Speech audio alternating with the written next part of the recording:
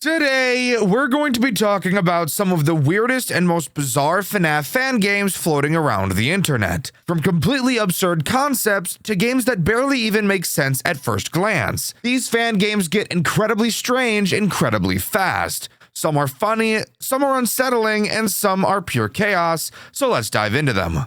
Recently, I've been covering a lot of very well-known fan games on this channel. Five Nights at Candy's, Pop Goes, and Animatronic Memories are probably names you're all familiar with. Recently, I've been looking for a FNAF game to cover that I personally had never heard of, and today I've definitely found one. I'm not gonna lie to you, it's super weird, but however, it does have its charm and an amazing story. So, let's waste no time and hop right into Tales of the Bunnyman. Tales of the Bunnyman opens with a cutscene that reminds me a lot of the old official Five Nights at Freddy's trailers, specifically Five Nights at Freddy's 2. We get several shots of the pizzeria interlaced with pieces of dialogue explaining the exposition of the story. We play as a man named Vincent Baldwin, who we later learn used to be a night guard and is one of the missing children's fathers, the father of Cassidy. We're entering the building to do some investigating and find out where our missing child went. And with our motive in mind, we're safe to head into Night 1 and start talking about what this game really has to offer. Night 1 introduces two characters, but before I start talking about them, I want to talk about the office itself. In our office, the first thing I want to get out of the way is this picture. I don't know who this is. I checked the wiki and couldn't figure out who this is. That's it. I just don't know who this is. Anyways, on to something actually important. The coolest thing I noticed about this office is that there are actually two rooms that we can move between, the typical office room and the boiler room. I'll talk more about the boiler room later when it becomes important. The door to the boiler room can be held shut, as animatronics will actually have to travel through it in order to get to your office. The only other things in our office is our camera system and a giant gift box. We can hide inside of this gift box to be able to protect ourselves from the first major threat of this night, Foxy. Foxy behaves pretty much exactly the same as in Five Nights at Freddy's 1. He starts on Pirate's Cove and makes his way through some phases before attacking. However, something unique about Foxy is he actually has two completely different attacks he can perform, each of which requires you to do something completely different to counteract him. The first attack he has is pretty simple. After he leaves Pirate's Cove, he will charge towards your office. When he does, you'll have to quickly jump inside the present until you hear him run away, after which you can jump back out and continue. His other attack is unfortunately a mechanic I've grown to dislike more and more as I play FNAF games. After leaving Pirate's Cove, Foxy has a chance to appear randomly on one of your cameras. When he does, all you have to do is find him and stare at him until he goes back to Pirate's Cove. This is mainly a me thing, but I've personally grown tired of the find them on the cameras mechanic. Yes, I do play Five Nights at Freddy's for a living, so yes, I'm going to see repeated mechanics a lot. Most sane people don't play as much Five Nights at Freddy's as I do, so most people won't find this mechanic to be that big of a deal, but hey, at least it's not a stupid fucking music box mechanic. We'll talk about that later. The only other threat introduced on this night is Bonnie. Bonnie is incredibly simple in how he works, as is typical in most FNAF games that feature him. Bonnie will make his way through the building and to your office. Afterwards, you'll be able to hear him at your door. You'll need to quickly go up to the door and hold it shut until you hear him leave, like Five Nights at Freddy's 4. When you do, you'll know it's safe to reopen the door and continue the night. Very basic. That's just how we like Bonnie, isn't it, guys? Right? You like it when Bonnie's basic, right? You wouldn't want Bonnie to just hop bottom right into your office and start fingering you, would you? Freak. And with that, we can move on to the post-Night 1 minigame. Here's where we get to talking a lot about how cool this game really is. This game does narrative storytelling in a different way than any other FNAF game I've ever seen. Instead of an 8-bit minigame or a slideshow lore dump, Tales of the Bunnyman turns into a visual novel during the post-night sections, having you play in the perspective of a different character each night. I think this is actually super cool. While yes, you may think that it looks straight out of a My Hero Academia DeviantArt fan page, it is very clear that an amazing amount of care and effort went into these post-night sections, and that cannot go unnoticed. Before I really start talking about the lore of this game, I need to make it incredibly clear that there was so much poured into this story. There's so many details that I could point out that would make this video quite literally take hours to complete. And while I'd love to be able to talk about all of it, I don't have the confidence in myself to do so, and to be able to portray it in the way that it rightfully deserves. I'll be going over what happens in the story, but I won't be diving into every single minute detail, and I apologize if you were hoping that I would. Anyways, in this minigame, we play in the perspective of Jeremy Jr. Fitzgerald. After hanging out with his friends at Freddy Fazbear's, he notices that his mom has not yet come to pick him up. After waiting an extended period of time, he decides to just watch the performance on stage. Hearing a strange whistling coming from backstage, he enters to investigate, only to abruptly get abducted and murdered by the Bunny Man, going on to possess Bonnie. I honestly think that these post-night minigames are a breath of fresh air in this genre. I've never seen anything like it before, and I'd love to see more FNAF games try to do something new like this to tell their story. But now it's time for us to move on to Night 2. Night 2 only introduces one new thread, that being Chica.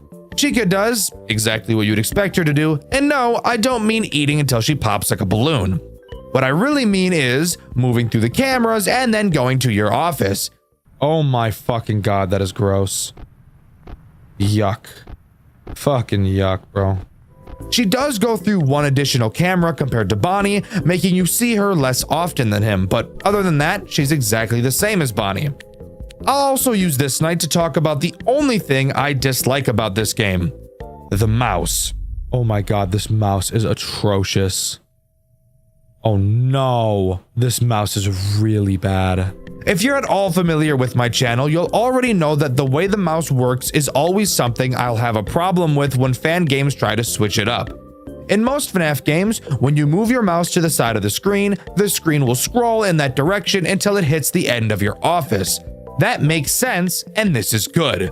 Tales of the Bunny Man instead decided to take a route similar to Sister Location. If you are to move your mouse to one side of the screen in Tales of the Bunny Man, your mouse won't follow the moving office.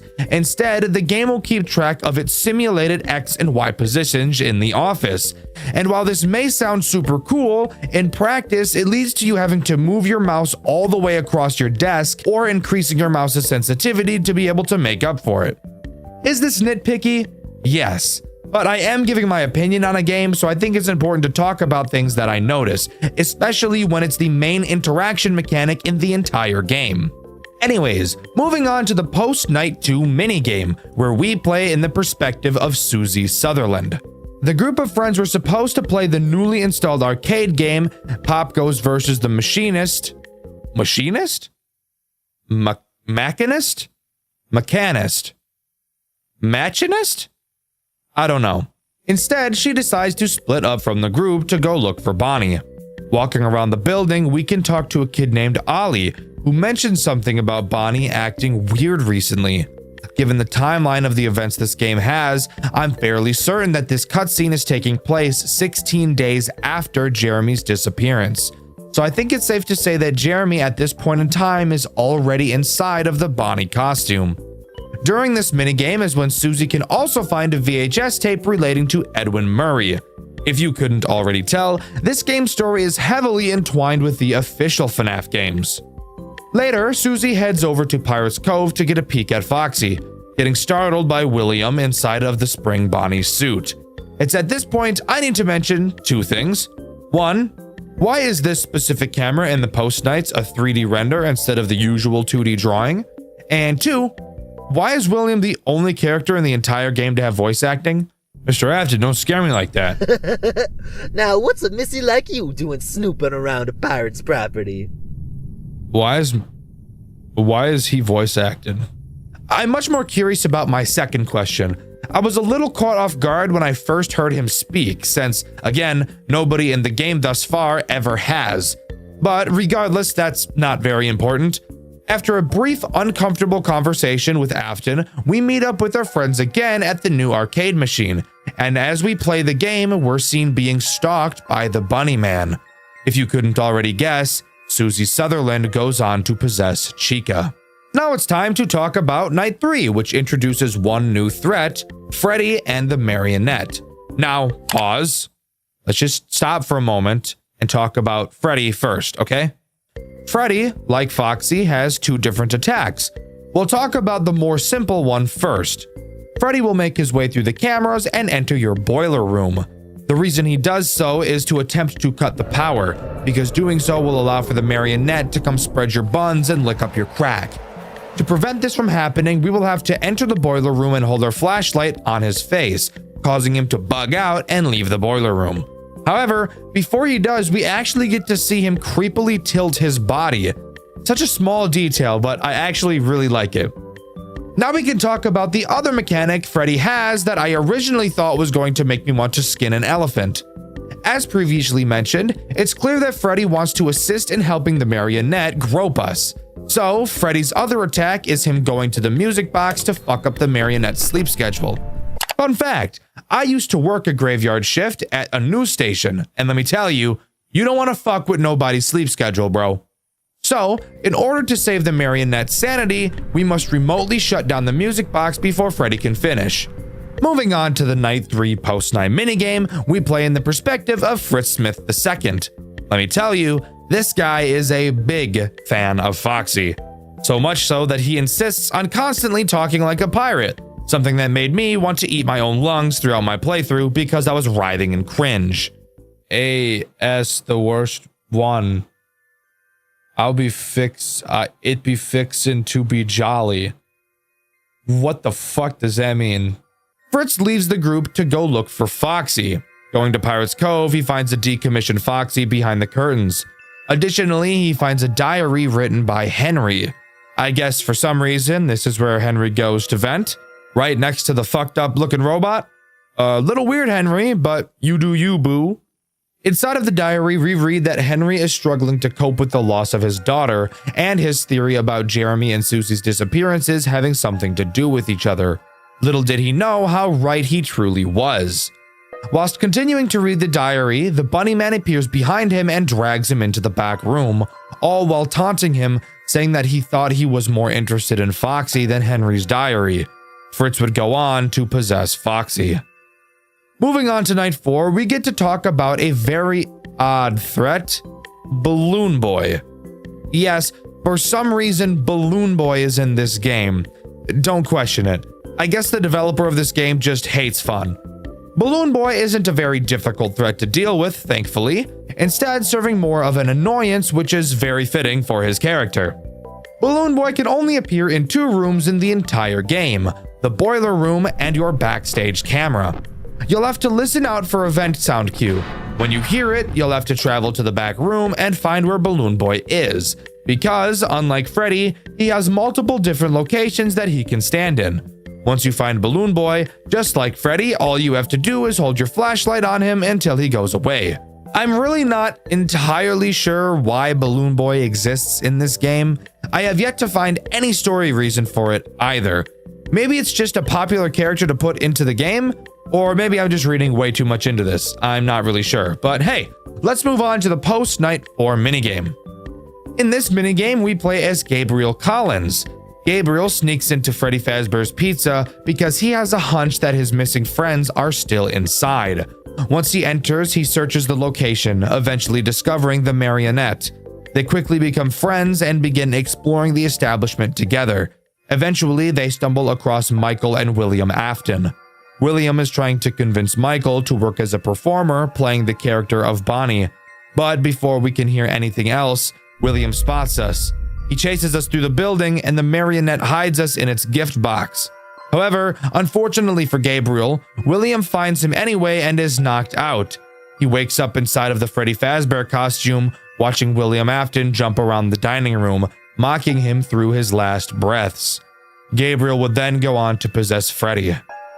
This is easily one of the most fucked up cutscenes throughout the entire game. I'm no edgelord as some people seem to think I am, but I really enjoy when games show us the depraved things that the villains do. I and many others don't want to just hear about things happening, we want to see them as well. Of course, I don't think we all want to literally see the children getting murdered, but I think showing off the situations in the way that Tales of the Bunnyman does is incredibly interesting. Next, we get to move on to Night 5, the final main night in Tales of the Bunnyman. This night adds Fredbear, an interesting but fitting final character choice. Fredbear acts as an everything character, being able to take on the role of every animatronic besides Balloon Boy and Foxy. However, unlike most everything nights that take place in other FNAF games, Fredbear is active alongside each other animatronic, adding one more layer of stress to the nights. Again, he doesn't have any unique mechanics by himself, but this time I'm honestly okay with that, only because the other characters are still active. It's at this point I want to bring up something I should have brought up a long time ago: the character designs. From what I've seen, the community seems to be pretty split on their opinions of these character designs. A lot of people love them and think that in combination with the grungy environment, it makes them look very creepy. However, on the other hand, I've seen plenty of people who think that the designs look unprofessional and seemingly come out of a game that came out many years ago. I personally have no problems with the character designs. I think they look creepy and uncomfortable. However, I do think that the texturing on the characters does look a bit odd, but nothing that I feel takes away from the immersion. Let me know what you guys think in the comments. Also, since I'm being a little meta right now, go subscribe to my new channel, Dxtr Gray. I cover non-FNAF horror games over there, and we have a lot of fun. Anyways, moving on to the final post-night minigame where we play in the perspective of Cassandra Baldwin, or better known, Cassidy. Now, noticing that she's the only member of her friend group that hasn't gone missing, she vows to figure out what happened to them and find where they all disappeared to. Entering the back room, she finds a Fredbear plushie which, throughout the game, has been shown to be able to teleport on its own, and yet, for some reason, nobody felt like that was weird at all.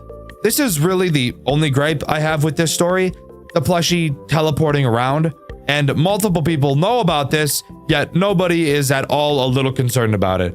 On top of that, it is literally never once elaborated on or explained why this happens. I can't even draw a conclusion because there's quite literally no reason, but let's try to put that behind us for a moment and continue. We do know that the plushie is being used by Afton to lure Cassidy into the back room. Now, pause. I know I just said there's literally no reason given as to why it's teleporting, and you may be questioning why I said that even though I just stated that William was using it to lure Cassidy. However, that still doesn't explain how it was fucking teleporting, and still doesn't explain why nobody gave that a second thought. Anyways, Cassidy is successfully lured into the back room.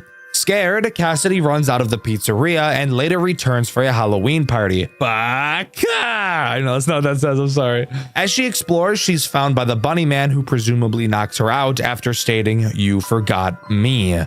She awakens to find herself inside of the Fredbear costume.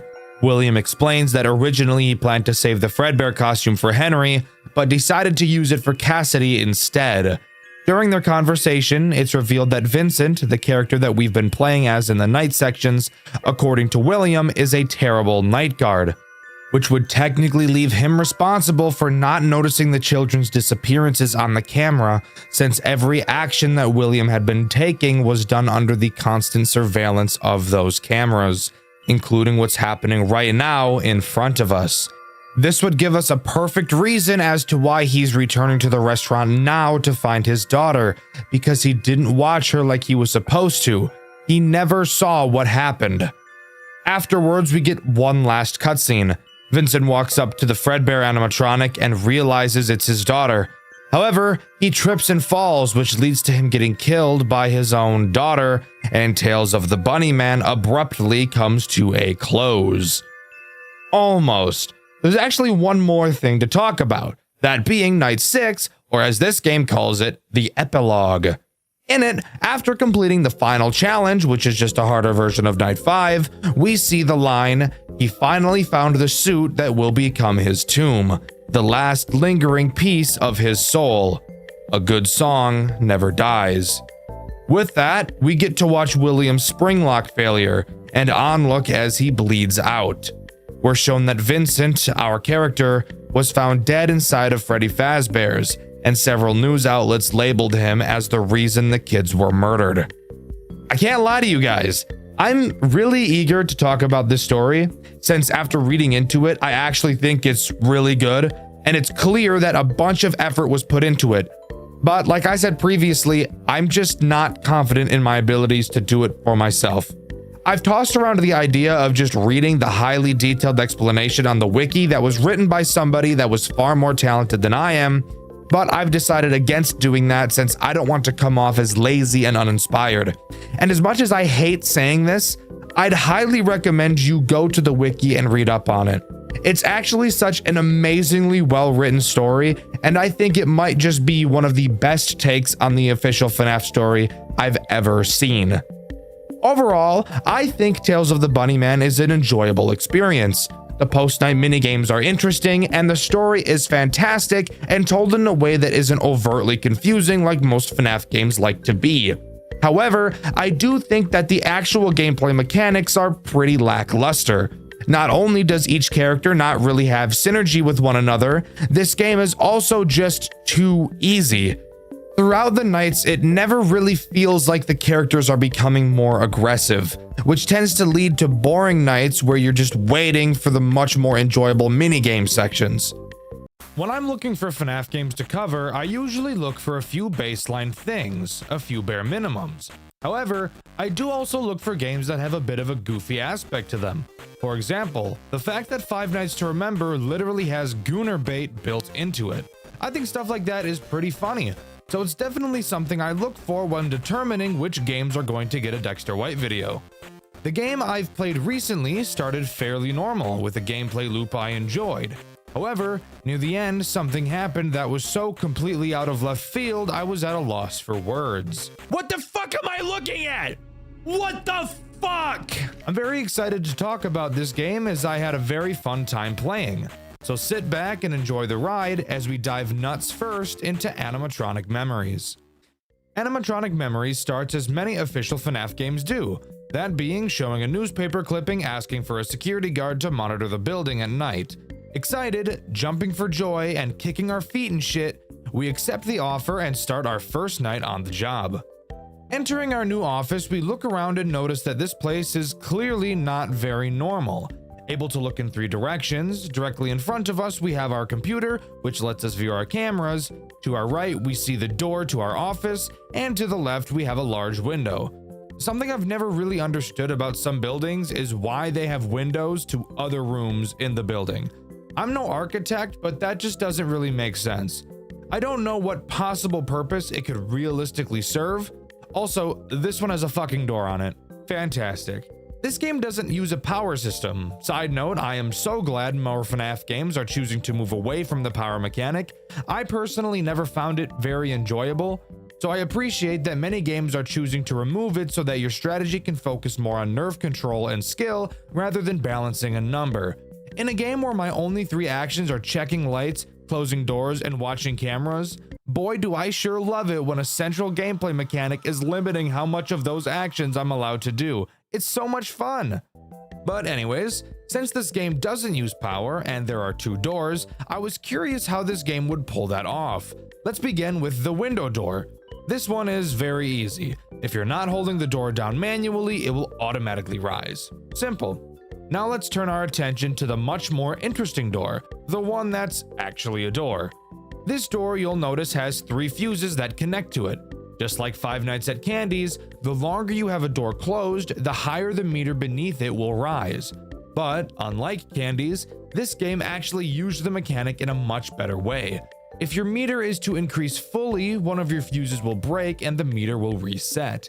If you lose all 3 fuses, you will no longer be able to close the door, and the animatronics will very quickly close the gap on you and very quickly close your mouth so you don't make too much noise when they're obliterating your guts like iDubbbz obliterates his reputation. And that's really all you need to know to be able to play this game. All the mechanics are incredibly simple, which I think a lot of people could agree with me when I say that's a breath of fresh air, especially when it seems like every new FNAF release is just trying their best to get on the max mode list. But anyways, on to the threats that this night introduces, that being Bonnie and Chica. Let's pause for a moment. I want to really take the time to appreciate these character designs. Not only are they creepy, not only are they gorgeous, but they're also extremely uncanny. Looking at these characters just makes me uncomfortable in a very unique way. Especially Chica, like fucking ew. Anyways, let's start with Bonnie. Bonnie does exactly what you'd expect him to. He starts on the show stage, randomly walks around the cameras, and eventually lands at your door. Which again, with the way these characters look, it's just really fucking uncomfortable looking, which I love. All you need to do is close the door and you're a-okay. He'll pound on the door and you can reopen it. Chica is much the same, except she's fatter. Since these two are really just here to teach you the basics, beating the night is very easy. But before we can move on to night 2, we get the pleasure of talking about the very neat post-night minigames. After each night, we get to play a repairing minigame. I will say, technically speaking, these aren't really games at all, more just a holding down the mouse simulator, but I love little extra things like this. I would have enjoyed them in a game like Jolly as well, but unfortunately for that game, especially Jolly 3 Chapter 1, the minigames there take so fucking long, I'd rather rip out my own catheter than ever play them. However, in this game, they're short, sweet, and pretty fun for what they are. We're always tasked with replacing a piece of whatever animatronic is given to us. On night 1, that's Bonnie. The challenge of these nights, if you can even call it a challenge, come in the form of the character behind us, a ratchet-ass looking female balloon boy who probably has a clussy. What the fuck? Holy fuck! Throughout the minigame, you will hear her making noises behind you, slowly inching closer and closer. When she gets too close, you'll have to quickly whip around and fucking tase her, which I think is just awesome. Afterwards, she'll back up off you, and the cycle continues. Overall, not too difficult, but something extra that I think adds some spice to the game. Something you'll notice about the night sections is that they feel a lot shorter than most FNAF games, and that's because they are. But where the game lacks in length of night segments, it totally makes up for in the form of its 8-bit minigames. Usually, I fucking hate these, but I actually don't mind the minigames found here. Let's go over the post-night 1 8-bit minigame. The purpose of these minigames is exactly what you'd think, that being introducing lore and of course sliding in some secrets that allow for a different ending. This game only has 2 of those, thankfully, so I'll be going over the process of getting the true ending right now because no shit. In the first minigame, you play as Freddy. It seems that throughout these minigames, all the characters are preparing for a party. In each minigame, whichever character you play as will have a different task to complete. Freddy's task is being a fat lazy fuck and just talking to the other characters. Wow, Freddy, you're really taking pages out of your toy counterpart's book, huh? Fat lazy piece of shit. Yeah, watch all your coworkers do the work and still take the credit at the end, dick. Anyways, completing the task is obviously not what's important in these minigames, as if you are to complete the tasks, the minigame will end and you won't be able to collect the secret item you need for the true ending. What you should really focus on doing is finding a glitched sprite somewhere around the building. Very similar to going into the glitched areas in FNAF World. For Freddy, the wall will be glitched between 2 tables at the bottom of the map. Touching this glitched area will bring you back to some black space Amori type shit. In this black space, all you have to do is find a Freddy plushie and bring it to one of the crying children. After doing so, you'll be met with a black and white animatic, in which you're in the POV of a kid entering a Fazbear location before getting lured into the back room by a man in a bunny costume. Fuck that molester, bro! Get him out! No, get that fucker out of here, bro! Oh my god.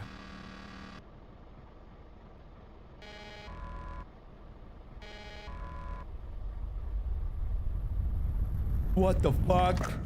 What the fuck? Oh great, I think we all know where this is going. Moving on to night 2, which introduces one new threat, that being Freddy himself, the hulking, titanous, gargantuan ass bear. He attacks the door exactly like Bonnie and Chica, except he does something even more cancerous. He will also attack your door, except he moves through cameras a lot faster than Bonnie and Chica do. And once he reaches your door, he'll enter a lot faster than them as well. Instead of jump scaring you, he does like Phone Guy says and gets a little bit quirky, choosing to reach his hand into your fuse box and immediately break all of them, then jump scare you. Now, as cool as that is, I do have to ask the question, if he kills you after doing this, then why doesn't he just kill you? Don't get me wrong, I love little details like this and I'm not necessarily complaining, but it's a genuine question. I'm assuming the dev just didn't want to have 3 characters appear to do the exact same thing, even though, to be fair, Bonnie, Chica, and Freddy all end up doing the exact same thing, just at various speeds. This is something that could be attributed to laziness, but you have to answer whether you think it is for yourself, and I'll be talking about it a little bit later. Post-Night 2 repair needs you to fix up Chica and her cupcake. Ew! Ew! Bro, this bitch is disgusting, dude. Again, this is much the same as the last one. Tootsie, which, yes, by the way, is that clown's name, is more aggressive, but it's still pretty easy to deal with. However, the Post-Night 2 minigame is different, and that makes me excited, because, would you believe me if I said this, I will actually enjoy talking about the lore in this game. I know, crazy. Turns out, when I'm told a story where I don't have to spend a billion fucking hours searching for answers, that actually makes it fun. Anyways, in this minigame you play as Bonnie, and the goal of the minigame is to do some sweeping, aka manual labor, something Toy Freddy would avoid at all costs because he's unemployed. But fuck actually doing the task at hand, that's for retards. Instead, we're going to warp the fabric of space and time by touching a busted up table and be teleported directly to hell. Doesn't that sound way better than doing the everyday tasks of a customer service job? Awesome. Well, once you enter black space, all you need to do is find a Bonnie plush and once again give it to one of the crying children. Once again, afterwards, we get a cutscene where we're in the POV of a child, this time being bullied by some fat-ass children. Have you guys ever realized that, like, every bully that's ever existed is about the size of a Ford F-150? Whatever. We get saved by the man in the bunny suit and then immediately get betrayed and murdered. That's right, kids. Not only can you not trust your peers, you can't trust adults either. I guess we should all just give up. Night 3 time. What's the new threat introduced here? And will it have a different mechanic than everything else we've seen so far? This night introduces a fan-made character, something I don't often see when fan games use the official characters. This character's name is Anne, a female Foxy equivalent. Give me Rule 34. What? Who said that? Anyways, she begins on the Pirates Cove camera next to Foxy. She will, just like Foxy from Five Nights at Freddy's 1, move through phases on the camera until she's ready to attack. When she does, you'll be able to see her run off of the Pirates Cove camera, wherein she will then book it to your window. When she arrives, you will have to quickly close it until you hear her leave. So, hey, something new, kind of, not really, it's just another door, but I guess that's better than nothing. Oh, did I mention Foxy also activates on this night? Well, he does. Wanna know what he does? Disappointingly, it's the exact same thing Anne does, just a lot slower. Isn't that weird? The fast-running Five Nights at Freddy's character is now slow. Like, I know he has a peg leg, so that's obviously making him move slowly, but like, goddamn, why'd you have to butcher my boy like that? He did not deserve it. But yes, as I've said, Foxy does the exact same thing Anne does. I will say that because they move at different speeds, there are some very rare instances where it can lead to some stress while watching their timings, but the odds of this happening are pretty slim, so you probably will never even experience it. That's honestly my biggest problem with this game. It looks amazing, I'm interested in the story, the sound design is fantastic, and you even managed to make me enjoy the 8-bit minigames. But this game has introduced 5 characters so far, and yet somehow, with 5 characters, there's only 2 mechanics to deal with all of them, and both of those mechanics are closing a door and waiting a few seconds. I've tried my best to think about how I can view this positively, but I really just can't. Sure, I personally like it when FNAF games aren't too hard and I can beat them without too much strain, but I can easily see how this game's mechanic could be a turn-off for some people. There's just not enough happening to keep a lot of people interested. We have one character to talk about who switches up the mechanics a little bit, but I still don't even think that's enough. especially given the time this game was released, that being February of 2025. You might question my complaining of this. Dxtr, the original Five Nights at Freddy's, only had one mechanic, two if you're being generous and calling Foxy a different mechanic. And to that statement, I'd agree. However, there are 2 points that I have to give to that argument. Yes, FNAF 1 only had 2 mechanics, closing the door and stalling Foxy. However, the first thing you need to acknowledge is that Five Nights at Freddy's 1 was released in 2014 and was a pioneer of an entire genre. It has been 11 years since that game's release. I think it's reasonable to expect newer games in the same genre to have evolved, and for the most part, they totally have. Look at The Joy of Creation, Tycoon Sons Lumber Co., Showman's Awakening. All of these games have added so much to the central idea that is Five Nights at Freddy's. This game just doesn't do that. On top of that, let's dive a little bit deeper into Five Nights at Freddy's 1 for a moment. While yes, the only real mechanic in that game is closing the doors for defense, we need to talk about the synergy between Freddy and Foxy. Foxy requires you to look at your cameras to stall him. If you don't, while yes, you can close the door to keep him out, with every pound your door will lose power dramatically, which incentivizes you to look at him. It seems Scott saw a potential bore in this design, so he made Freddy work the same as the others, but with a twist to synergize. Freddy can't enter your office while your cameras are down, and he's the only animatronic that will never move backwards, meaning that once he's at your door, he will stay there. He's also the only door animatronic that will not break your buttons, so you don't have to close the door while you're in your office. However, on the contrary, he doesn't work the same way the other 2 door animatronics do. You can't see him when the light is on, and at the same time, Chica can be at your door while Freddy is also at it because of this. Because of this mechanic, it's very likely that Freddy will be at your door for most of the night, especially on nights 5 and 6.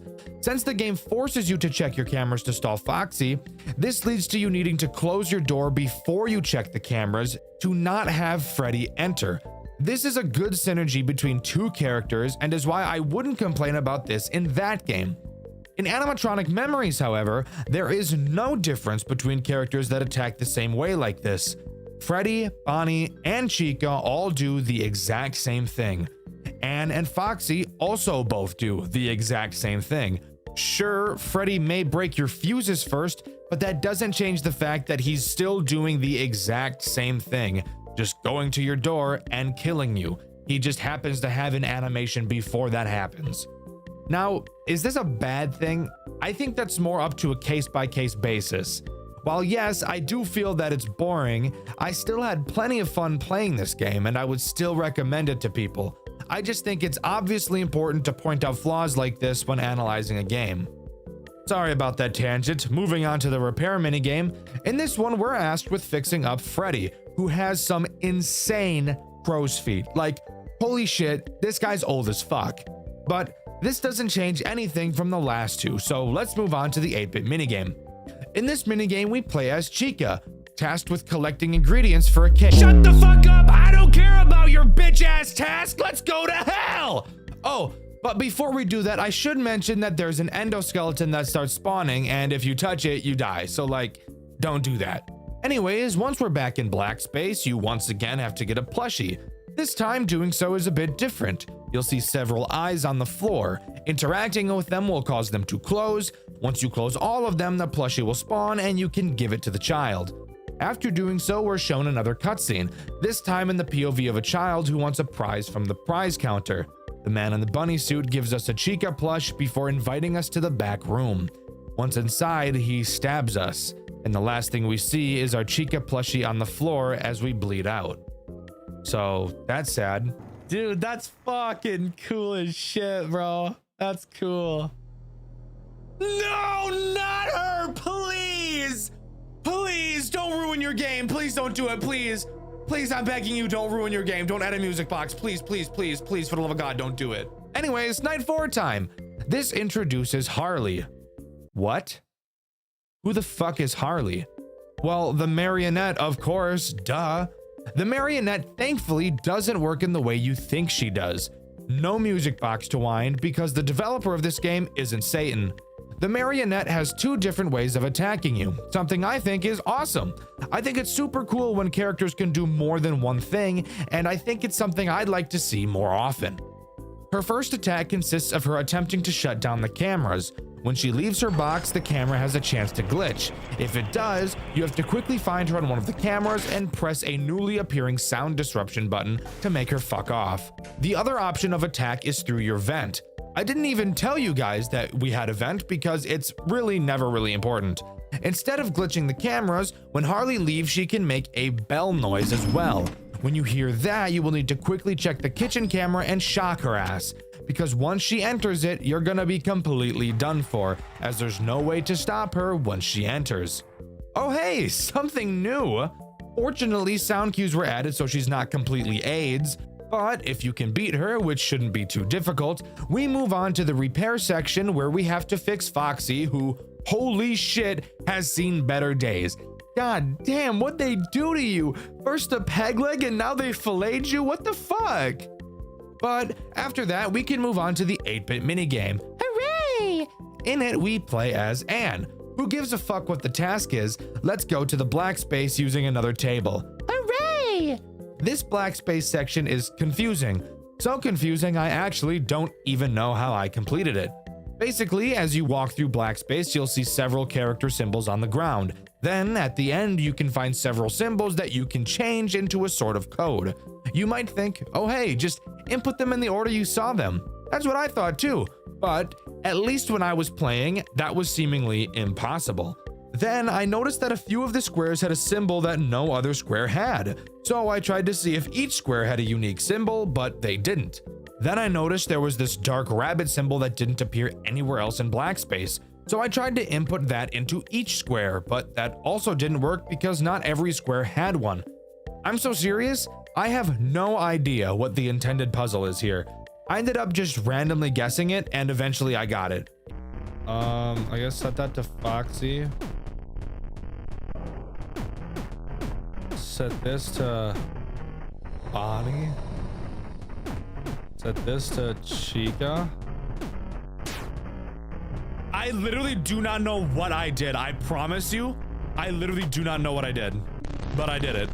If you guys have any idea what the intended solution to this puzzle is, please let me know in the comments.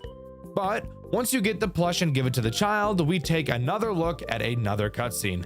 This time, the man just ganks some random ass kid who was just standing there minding their own business and murders them. No motive. Jesus Christ. I'm not going to bother talking about Night 5 since it's just a harder version of Night 4. Additionally, there's no repair section after this night, only being one final 8-bit minigame. In this one, we play as Foxy. Going into black space, we can place all the plushies we've collected on podiums, which will give us the Foxy plush. Placing it on the final podium will spawn one final child and the minigame will end. Being tossed into one final cutscene, we see another kid get shanked to death. Amazing and deserved. Shouldn't have been a child, dumbass. But what about Night 6? Well, of course, as usual, we were told not to come back tonight, but we said fuck it, we ball, and decided to come back anyways. Nobody was present, we enter the office, but get a strange feeling that we're being watched. Night 6 is just a harder version of Night 5, but however, if you got the bad ending by not collecting the plushies in the black space and the 8-bit minigames, this night will be completely different, but we'll cover that later. After completing the night, a literal masterpiece of a cutscene plays out. Seriously, I can't undermine how amazing this cutscene really is. It starts with us standing in front of the arcade machine. Our suspicions are confirmed when Afton comes up behind us and fucks our shit up, knocking us out. Soon after, the arcade game glitches as fuck, and all of the animatronics walk into the back room. And let me tell you, they're itching to serve up a knuckle sandwich. Jesus Christ. Cut that out, that's corny as fuck. Afton pulls out a shocking device to fuck with the robots, which shuts them down. Thinking he's won, Afton lets his guard down. That's when the spirits of the children attack him.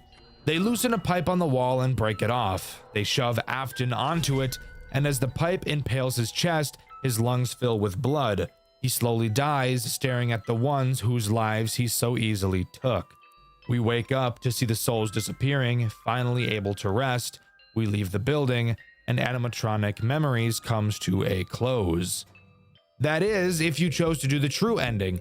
And even though that final cutscene is actually a cinematic masterpiece, I actually think the bad ending is more enjoyable. Why? Well, if you don't collect the plushies, when you re-enter the building on the overtime night, instead of entering the office, we go into an unknown room with several bags laid on the floor. Opening them up, we find the actual fucking remains of the children. What the fuck? This game is so cool. Caught off guard, Afton kills us. However, before we can pass on, a shadow rabbit pulls us into the darkness and we enter another fucking dimension. What the fuck am I looking at? What the fuck? That's right, the overtime night in this game is different depending on which ending you get, and goddamn, that is one of the coolest things I've ever seen. You'll notice that this office is set up in the same way as the normal office, having 3 directions to look in, one your desk, another your door, and the final being your window. Let's go over each threat because there's a few of them. Starting with the shadow rabbit, you'll have to constantly watch your cameras in case he appears on one of them. When he does, you have to press the big goofy ass red button on your desk to make him disappear. And that's really it for him. And that's actually the only reason you ever have to check the cameras. So, how do the other characters add anything of substance? I'm glad you asked. I'm gonna tell you because it's a fucking review, dumbass. You'll also notice on your desk you have 2 masks. Now, if you're anything like me, seeing these 2 things scare you a little, but I promise, the mechanic with these 2 isn't ass at all. Occasionally, you'll see either a fucked up baby clown face or a Ballora looking face appear on your static monitors. Whichever face you see is the mask you will have to put on until the face goes away. Bada bing, bada boom, that's another threat down.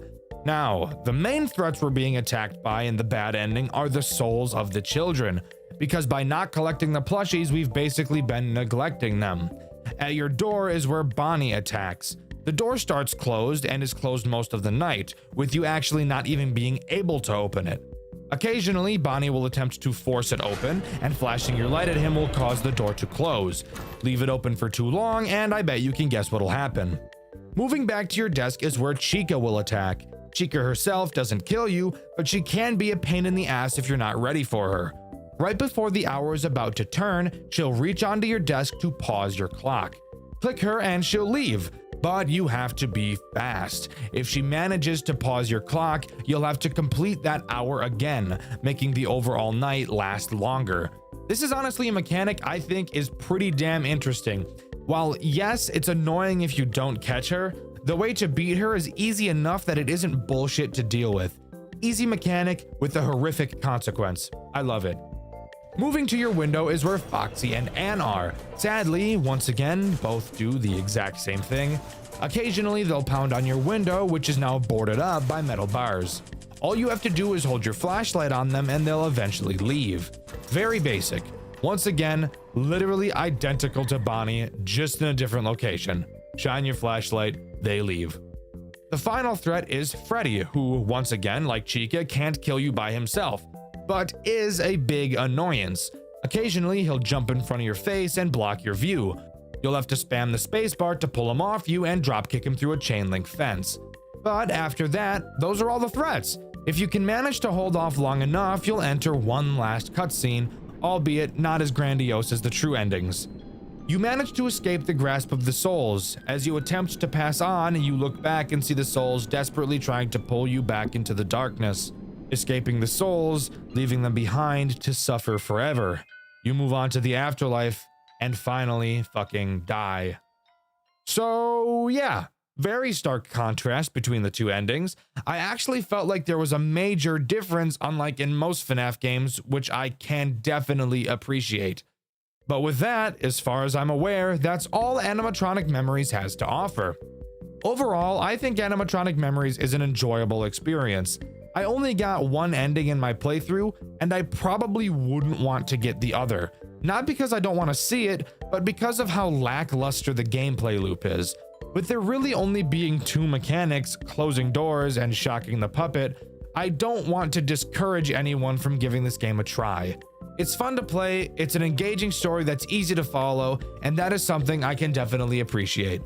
But what do you think? Do you agree with me? Or do you think that this game is actually perfect in every way? 2D FNAF fan games, something you don't see all too often in the mainstream. A few well-known titles may come to mind.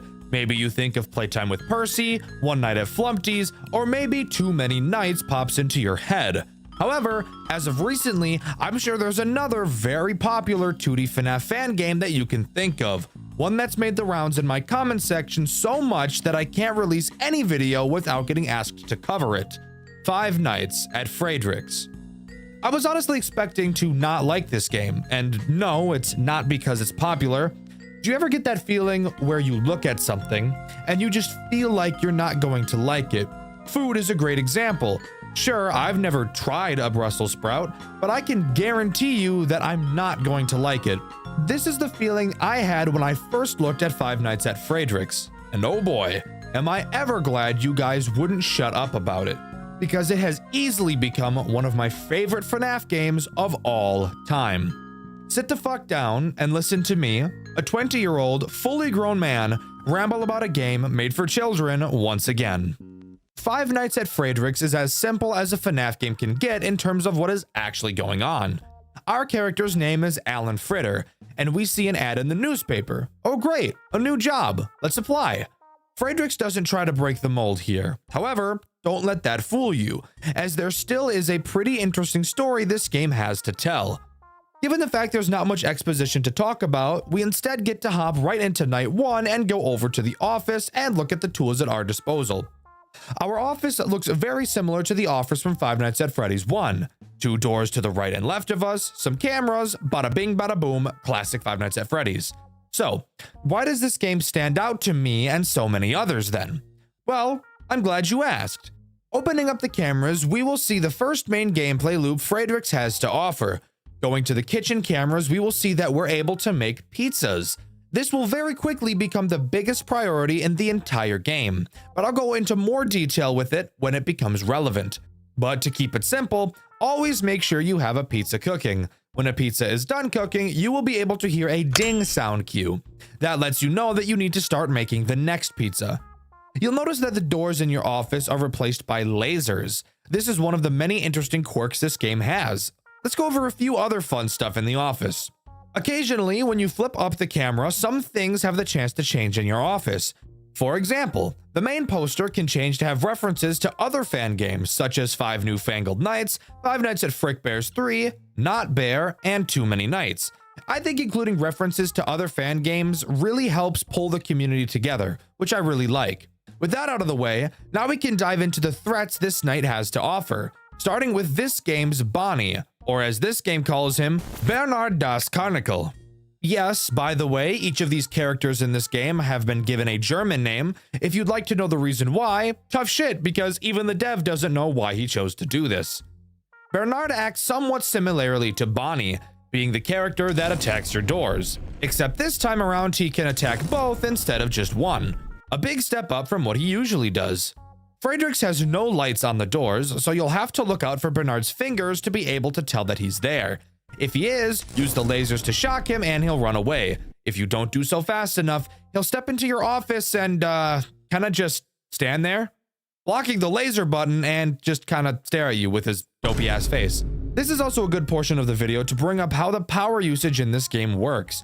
It's obviously the same as any other game in concept. The more things you're using that waste power, the higher the usage will be, and the higher the usage meter is, the faster your power drains. You'll notice a difference in this game than in a game like Five Nights at Freddy's 1, where in FNAF 1, the moment you stop using something, the usage will instantly decrease, whereas in Frederick's, the power will decrease exponentially. However, this may also just be a visual thing, so maybe I'm just talking stupid right now. This night also introduces Chica, or as this game calls her, Clara das Kuchen. Clara is the reason why cooking the pizzas is so important. Clara will enter the kitchen. If a pizza is not cooking, she'll take charge and start cooking one herself. Except there's something really funny about that. And that's that she literally fucking sucks so bad at cooking you would not believe it. If you let Clara put her pizza into the oven, the building will very quickly start on fire. Very on par for a FNAF game, by the way. When the building is on fire, a brand new mechanic is introduced, the sprinkler system. If your building temperature reaches 120 degrees, none of the electronics in the building will work. That means no cameras and no lasers. This, of course, will result in a death, so you have to use the sprinklers to stop the fire. I honestly think that the sprinkler mechanic is the coolest addition in this entire game. Once you use the sprinklers, the monitor in your office will display how wet the building is. The higher the percentage, the longer it will take for things to activate when used. For example, once you use the sprinklers, it will shoot up to 100%. If you were to then do anything, from trying to start another pizza to using the lasers, you would have to wait around 2 seconds before they would actually activate after pushing them. This doesn't make the game impossible, and this percentage will slowly decrease back down to 0, but this is actually so fucking cool. It's something I don't think I've ever seen before. If you fail a mechanic in the game, instead of just losing, you're given the opportunity to correct yourself. However, it does come at the cost of needing you to react even faster until the wetness goes all the way back down. Yes, it does make the night stressful, but I think it's super cool and once again is my favorite mechanic in the entire game. Let me know what you guys think about it in the comments below. There are actually no post-night minigames in Friedrichs, which honestly feels weird to say since I usually spend a pretty decent amount of time in each video talking about them. But since there aren't any, I'm safe to move on to Night 2. God, this game just makes my days so much better. Night 2 introduces 2 new threats. Let's talk about the character you'll recognize more first. Foxy, or as this game calls him, Felix der whatever the fuck, I'm not gonna try to say that. Surprisingly, Felix wasn't given a Foxy-like mechanic. Instead, he almost does the opposite. Kind of. Where in FNAF 1, the more you watch Foxy, the less he moves. Felix is the opposite. The more you watch him, the more he moves. And in much the same way as Foxy. And by that I mean you don't really have to be looking at him, but rather just have the cameras up. You see, Felix might just be a little bit of an autistic fellow. He really likes this spinning casino wheel. So much so that he will get very upset when it's not spinning.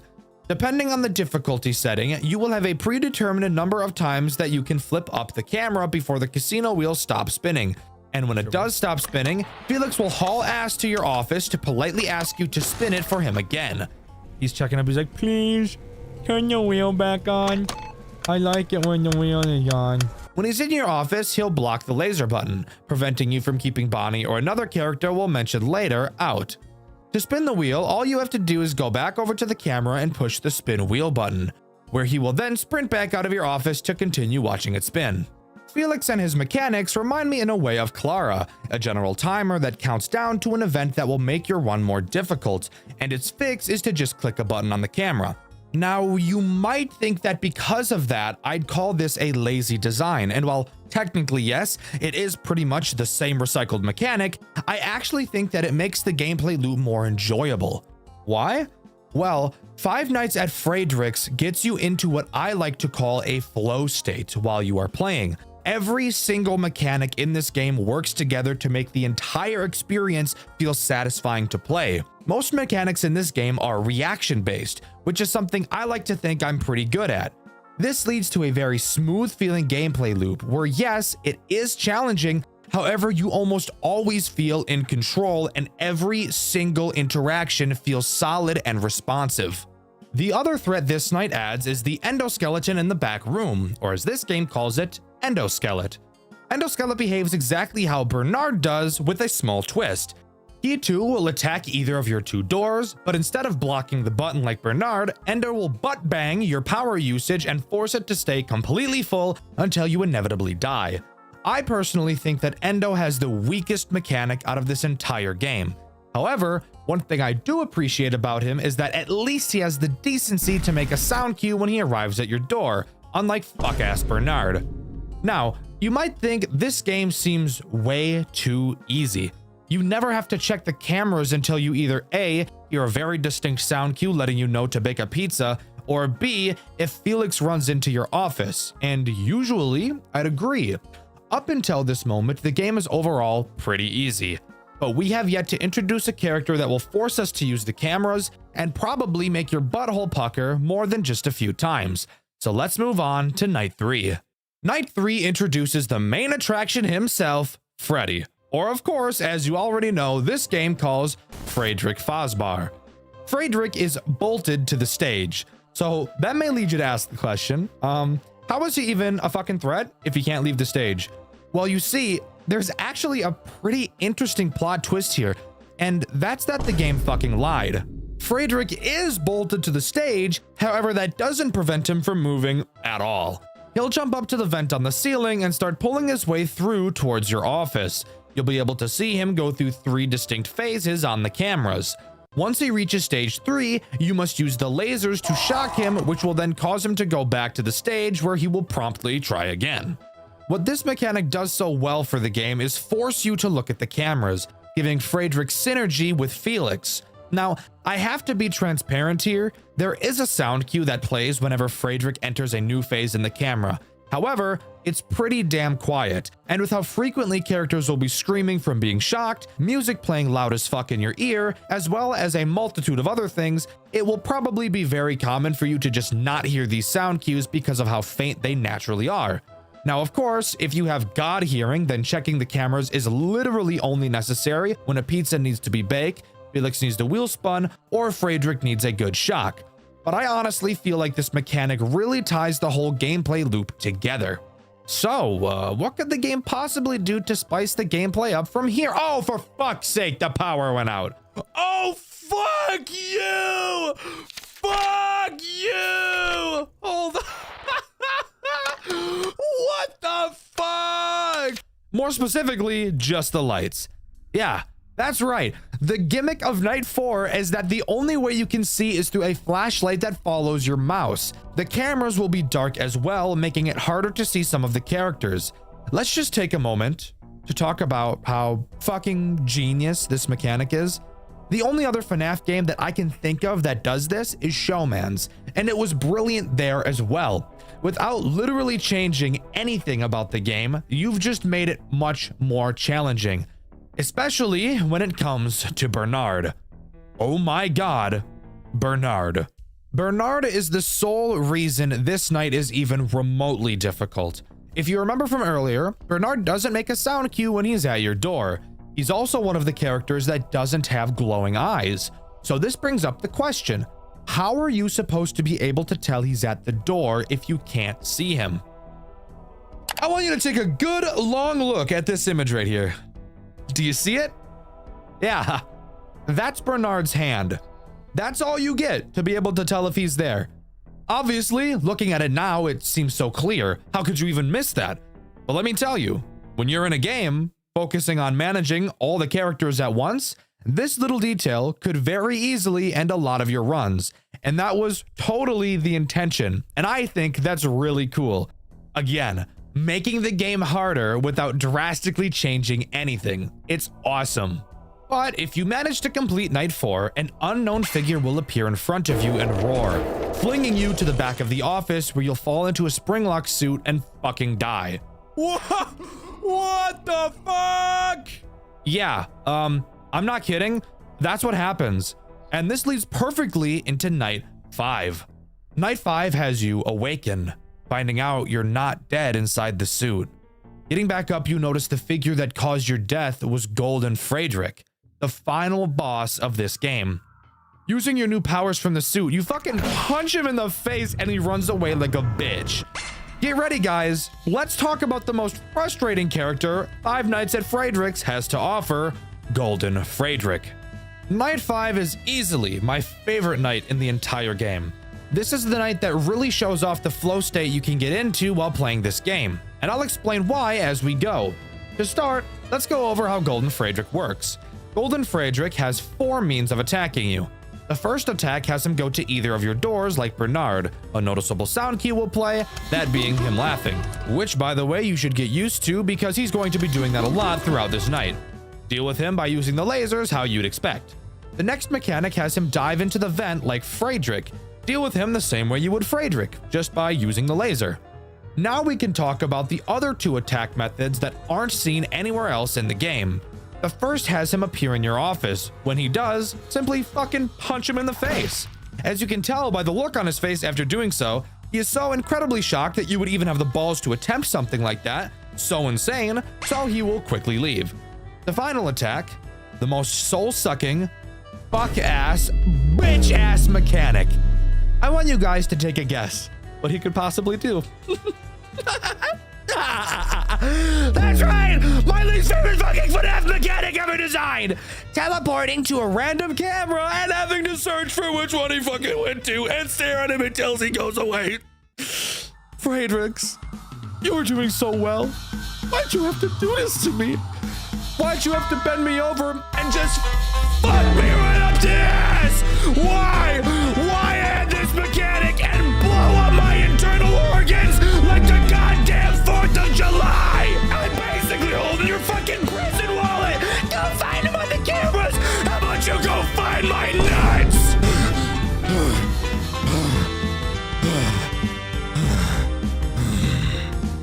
But hey, at least the rest of the night is pretty cool. Unlike most boss fight nights from FNAF games, this night doesn't make the boss the only threat throughout. However, this night will slowly reintroduce the characters you've been going up against as the night progresses every hour. 1 AM, Bernard and Endoskelet reappear. Night 2, Chica and Felix reappear. 3 AM, Freddy appears. And finally at 4 AM, your lights go out once more. And at 5 AM, the building starts on fire, forcing you to use the sprinklers. And from there, it's just a crazy survival game until the final 6 AM. This night is honestly some of the most fun I've had with a FNAF game. Slowly reintroducing each mechanic throughout the night just made the whole experience slowly feel like it was getting harder and harder, which, to be fair, it was. 100% go try this game out. You will not regret it. Oh yeah, I forgot to mention that throughout this night, you've been able to see this memory wipe meter slowly fill up. Well, at the end of the night, it completes, and the character we've been playing as so far seemingly finally dies.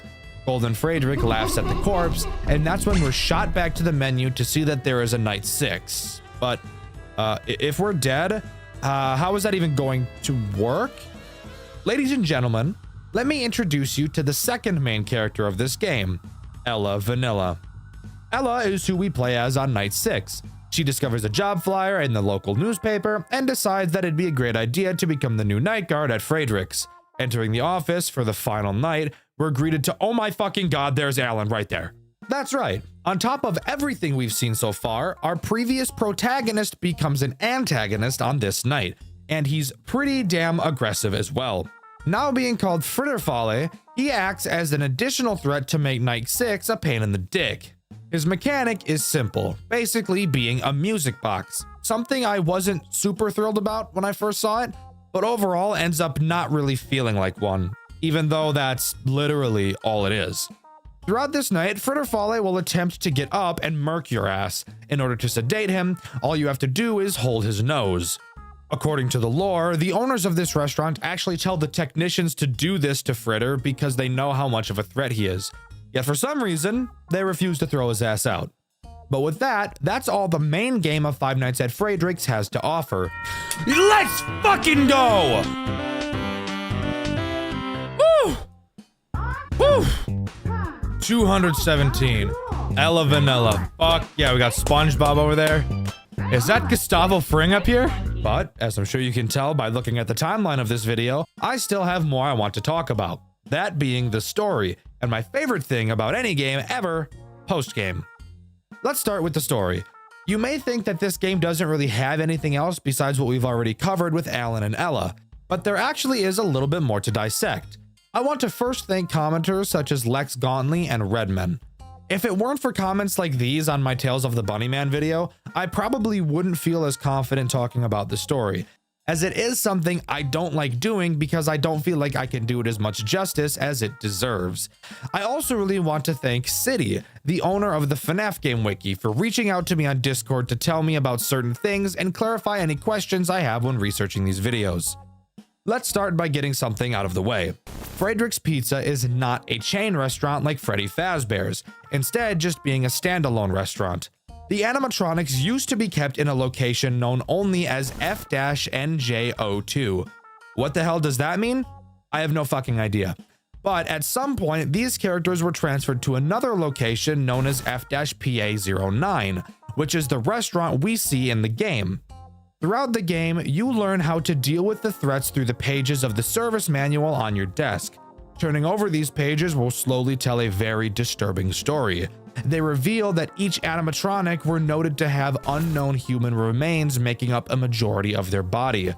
Frederick has human teeth and eyes, Clara has human arms, Bernard is literally just an amalgamation of human mush, Felix has human eyes, and Endo has human veins and teeth. On Flinguary, yes, by the way, the months are named differently in this game, 29th, 2009, Alan Fritter takes the job at Frederick's after standing outside the building and slapping the window until he was hired. The reason he wanted the job? I have no fucking idea, and it's not clear in the game either, so just accept it. However, it is clear that the animatronics remember him from past events and are intent on killing him. Throughout the night, you are supposed to be taught the mechanics through the manual on your desk. However, the pages of said manual have been ripped out, crumpled, and scribbled on by presumably previous employees. These scribbles are mocking the animatronics, which I get the funny feeling pisses them off a little bit, and it's confirmed that the characters enjoy killing the guards at the establishment. It's confirmed that Clara made her first successful pizza using Alan's body parts. Bernard used his arms as a back scratcher. Frederick used his fucking veins as dental floss, which is insane, and Endoskelet used his remains as a suit. As far as I could tell, Felix is the only one who didn't do something fucked with the corpse. Obviously, at the end of the week, Alan gets that Soulja Boy cranked on him by Golden Frederick and is stuffed inside a spare suit. His memory is wiped, and instead of disposing of the corpse in their restaurant, the owners instead instructed the technicians to use him for testing. Okay, maybe I'm too level-headed, but this seems like a very stupid idea that would get OSHA on your ass in about 4 seconds flat. Of course, Ella Vanilla later takes his position, and we play as her in Night 6. It's clear that Alan still somewhat has a presence inside of the suit. Obviously because he can attack you while playing as Ella, but also because through the extras menu, we learn that he responds to Ella's comments through the collectibles menu, and at one point even entrusts her with holding an unstated item appearing as some weird-looking snapped object. But really, after this, the story is either unclear or not canon. So as far as I'm aware, that's everything, and Five Nights at Frederick's truly comes to a close. Overall, I think Five Nights at Frederick's is one of the most fun FNAF experiences I've ever had. The game is goofy, the story is simple and silly, and the game mechanics are some of the most solid and fun to play I've ever seen. The amount of post-game in the extras menu is also more than I've seen in many other FNAF games, and I definitely recommend you give it a try. Asset dumping. The art of using random art from around the internet as all of your assets in a game, seen with games like Getting Over It, Yandere Simulator, and plenty more. Five Nights at Freddy's games have their fair share of asset dumping as well. Five Nights at Wario's, One Night at Chica's Magic Rainbow, and of course, the very popular One Night at Frogger's. Usually seen as a very lazy way of creating art for your game, mainly because the creator isn't actually creating any art at all, but not all asset dumps are bad, and in its own way, they're an art form themselves, if you can build your environments properly. The game we'll be covering today is an asset dump fan game, and it's honestly become my favorite I've ever played. Today, we'll be talking about Late Shift at Nintendo World, the most stressful FNAF game I've ever played. Strap in, because I promise you, despite what it looks like, there's so much to talk about. So let's drag our balls into Night 1. Night 1, where it all begins, and where you might already become overwhelmed by the amount of possible things this game is about to throw at you. To start, I love the visual style of this game. While yes, it is just the typical asset dump, there are so many references stuffed into this game, it's amazing. And on top of that, the space in each room and camera is filled up so nicely. It's cluttered, but not so much so to the point that my eyes melt out of my skull. Anyways, before we start talking about the whopping 3 threats this night introduces, let's talk about the tools at our disposal and the locations we can travel to. Locations? What does that mean, Dxtr? Well, a location is a place you can go, you fucking moron. The first location is obviously your office. You'll see you have a large hallway in front of you, and of course, your cameras. Your cameras are pretty basic, except for the fact that they're dark as fuck. So we've been equipped with a camera flashlight. The way this flashlight works really makes me want to smother an owl. Every time you use it, only certain cameras will be lit up, since some cameras are outside where the flashlight doesn't reach. The camera light will only stay on for so long before shutting off. and making you wait for a cooldown to be able to turn it on again. Thankfully, the cameras aren't completely pitch black, so my balls get to stay attached to my body for another day. Now, let's talk about the second area you can go to, the outside fence area. Turning around, you'll find a large electric fence. You can tell it's an electric fence because it tells you so, which is very kind. You can hold down a button to charge up the electric fence, and when it charges, the fence will be shocked. Pretty sure that's not how an electric fence works, but to each their own, I suppose. And finally, the last place you can travel is the back shed. The only thing you can do here is hold the door to lock it. While that may seem a bit eerie and intimidating, you'd be right. It really is. But worry not. I'll cover why this place is so important in a little bit. With all of that out of the way, we can talk about the 3 threats this night introduces. Let's start with the main attraction himself, Mario. Mario is disgusting. Literally, look at this model. What the fuck is this thing? Ew. Dude, that thing is fucking nasty. Anyways, now that we're done pointing and laughing at him, what does he do? Mario will work his way to your office through 3 cameras. On each of these cameras, above your light button, you'll notice a music button also appears. If you ever see Mario on one of these cameras, simply press the music button and he will be pushed back 1 camera.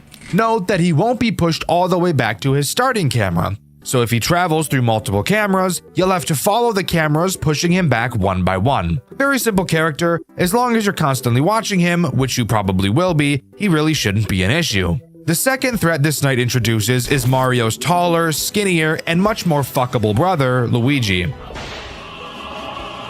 I'd let his mustache tickle my taint. What? Anyways, Luigi makes use of that spooky little back shed we were talking about earlier. Luigi will appear on camera 9, which connects directly to the hallway in front of your office. You will need to constantly watch camera 9 for when Luigi appears, and once he disappears from camera 9, then you will know he's in your hallway. Something else you'll notice is that you'll never actually see Luigi in your hallway, and there's no camera for the hallway either, and he won't actually appear in the office as well. So you really need to be paying attention. Once you know that Luigi is in your hallway, you will need to hop bottom to the back shed and hold the door locked. Luigi will peer in at you, meaning he was following your big fat juicy bouncing jiggling ass all the way over here. Once Luigi leaves the window of the shed, you're free to go back to the office. Luigi brings up a great synergy with Mario. Both requiring plenty of attention on the cameras really goes to make these two a dangerous combo, and I really don't want to be stuffed by 2 Italian sausages. I also wouldn't want to eat a sausage anyways. Oh! Oh! Whoa. Whoa.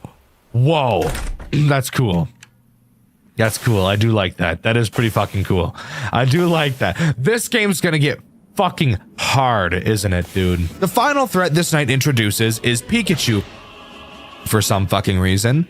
But whatever. Pikachu makes use of the big electric fence behind you. Occasionally, Pikachu will be visible behind it, and this is when you'll notice that apparently Pikachu came from fucking Jurassic Park because this fat motherfucker is the size of Jupiter. Of course, once you see Pikachu trying to get a peek at your pecker, see what I did there? All you have to do is charge up the electric fence and give him a taste of his own medicine by shocking him like he does to Ash, and he finally will leave you alone again.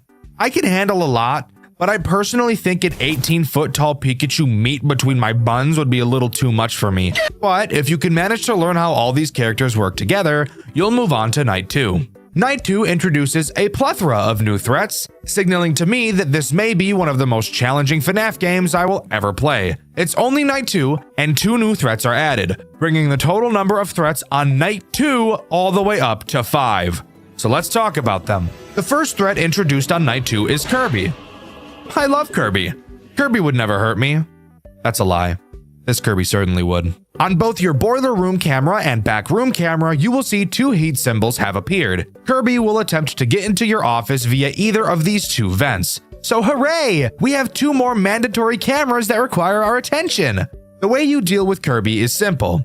Same as Luigi. When he enters the camera, all is good. But the moment he disappears from the camera means he's about to start rolling through your vent and into your office. When he disappears, hit the heat button to scare Kirby out of the vents. The heat only lasts 1 second, however, so you really need to make sure you time it properly. However, now is the time I get to tell you about the worst and most frustrating character we've seen so far, Meta Knight.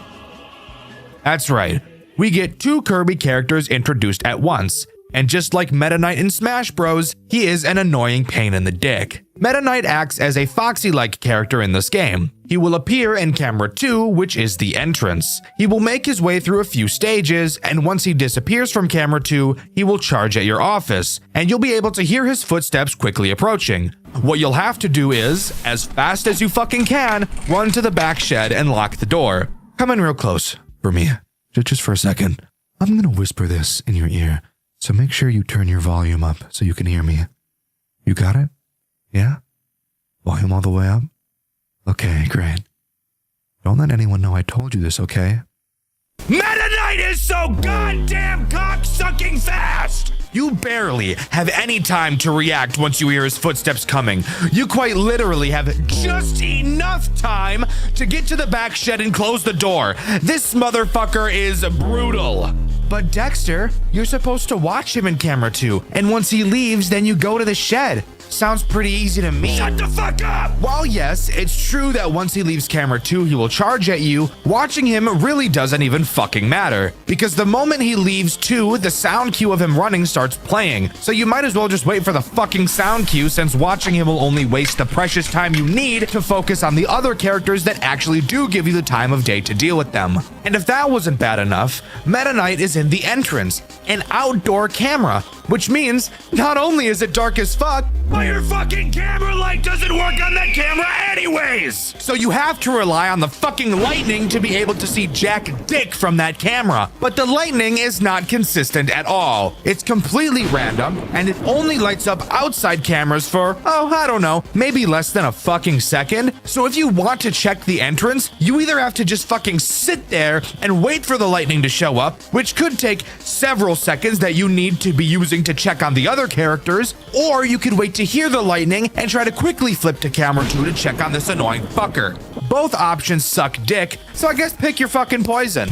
But if you can tighten your sphincter and listen closely and have reflexes like a god for long enough, Meta Knight will fold, you will complete night 2, and we can begrudgingly move on to night 3, where I can only hope to God that 3 more characters aren't introduced.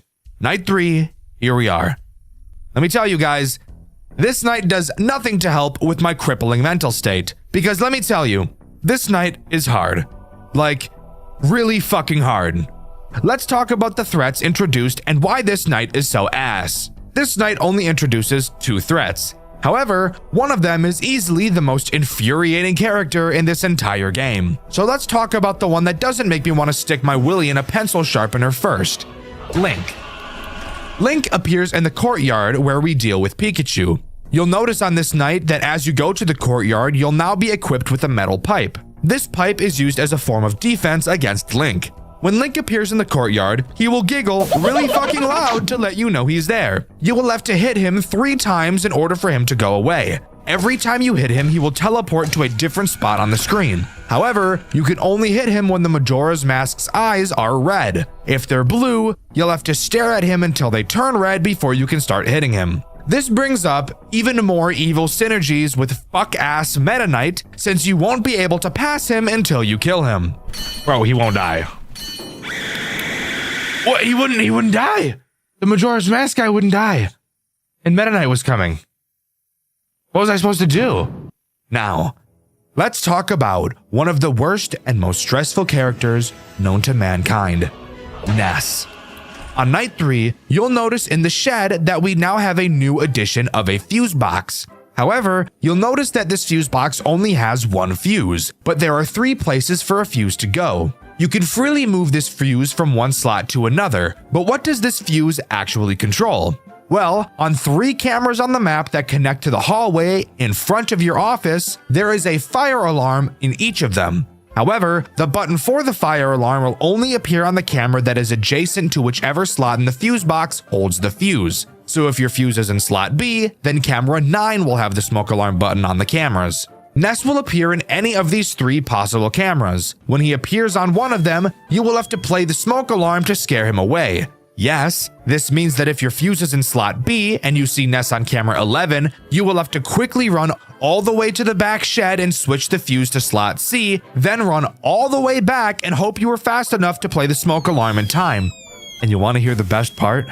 Ness blends in with the background while the lights are off better than any other character in this entire fucking game. So have fun being able to find him. He also really likes to hide on the side of the cameras, so you'll have to spend even more time slowly panning the 3 cameras he can be in back and forth to really be able to tell if he's in one of them. Easily the character I died to the most, which you can see over on my second channel, Dxtr Black. I think I'm willing to say I hate Ness more than Meta Knight, honestly, but it's really, really close. Fuck Ness, he's a bitch.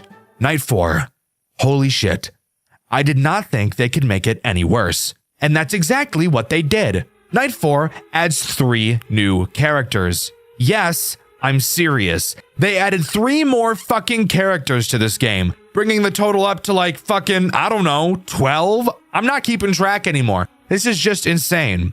Before we start talking about the threats, Juniper, the phone girl, told us that there's an investigation going on. She doesn't tell us what it's about though, just says that the park might close soon for a while. She also does mention that some of the characters are starting to attack patrons during the day, so that bodes great for what they're going to do to us tonight. Speaking of, who are they? Well, let's talk about the smallest problem this night introduces, Fox Puppet. But it's really just fucking Star Fox. Star Fox has a chance to appear in the courtyard behind the fence. However, he is not a fan of being shocked by it, so if you electrocute him, he's gonna dive into your butt. Get it? Because foxes do that thing where they jump really high and dive, but he's diving into your... You get it, fuck me. When he's at your fence, all you have to do is spam your flashlight at him and he'll go away. Really not a big deal at all, and honestly, the amount of time you have to flash him is pretty forgiving. And you can even go to the back shed while he's standing there if you really want to, so in all honesty, he's not that bad. However, the next fuckhead we'll have to talk about is a pain in the dick, Captain Olimar. I'm pretty sure is who this is, at least. He will appear in the hallway in your office with 2 sets of eyes. I mention his eyes because they're very important to his attack. On night 4, a thermostat will become present in your back shed, and he directly correlates with this thermostat. When you hear him enter your office, which is signaled by some footsteps, you will have to look at his eyes. If both sets of eyes are red, you will have to run to the back shed and set the thermostat to hot. If they're both blue, set it to cold, and if one set is blue and the other set are red, then set the thermostat to mixed. After a few seconds, Olimar should go away. I don't think I need to explain why this is so horseshit to deal with, especially considering the amount of characters that require so much attention, so I'm not even gonna bring it up. Just know that I'm on the verge of peeling my foreskin like a banana. The final threat this night introduces, which yes, in case you forgot, there is still another threat to throw on top of all this bullshit, is Samus. Samus will enter your office through your hallway on either side. The cameras in which she will try to enter from will now be equipped with a lock button. They're not toggleable and must be held to hold the gutters shut. When you see Samus in either of these cameras, simply hold the lock button shut for a few seconds and she'll run away. Ironically enough, even with all of these threats active, Ness is still the character that has caused me the most suffering throughout this game. He is easily the most frustrating threat of all time. I've also died to Luigi a decent handful of times at this point, just because of how easy it is to forget about him. There is surely no way this game can get any harder. Right? It got harder, so let's talk about it. The phone call from Juniper on this night has her talking about how I shouldn't come to work tomorrow and that I'm stupid for clocking in today. That we agree on. I'm not really sure why I'm here. Apparently things are getting super dangerous, so that's awesome. There's a new threat on this night who doesn't like bright lights, so Juniper said she's changed out our camera lights. Great! Hopefully they're better now. They're worse. Oh, so very worse than they were before. Now, instead of having the brightness on the cameras for a few seconds and having a long recharge time, we now have less than a second flash of light and we get a faster recharge time. This is worse in every single conceivable way possible. Dude, this new flashlight thing, fuck this. Oh my god. What is this guy gonna look like, dude? Fuck me.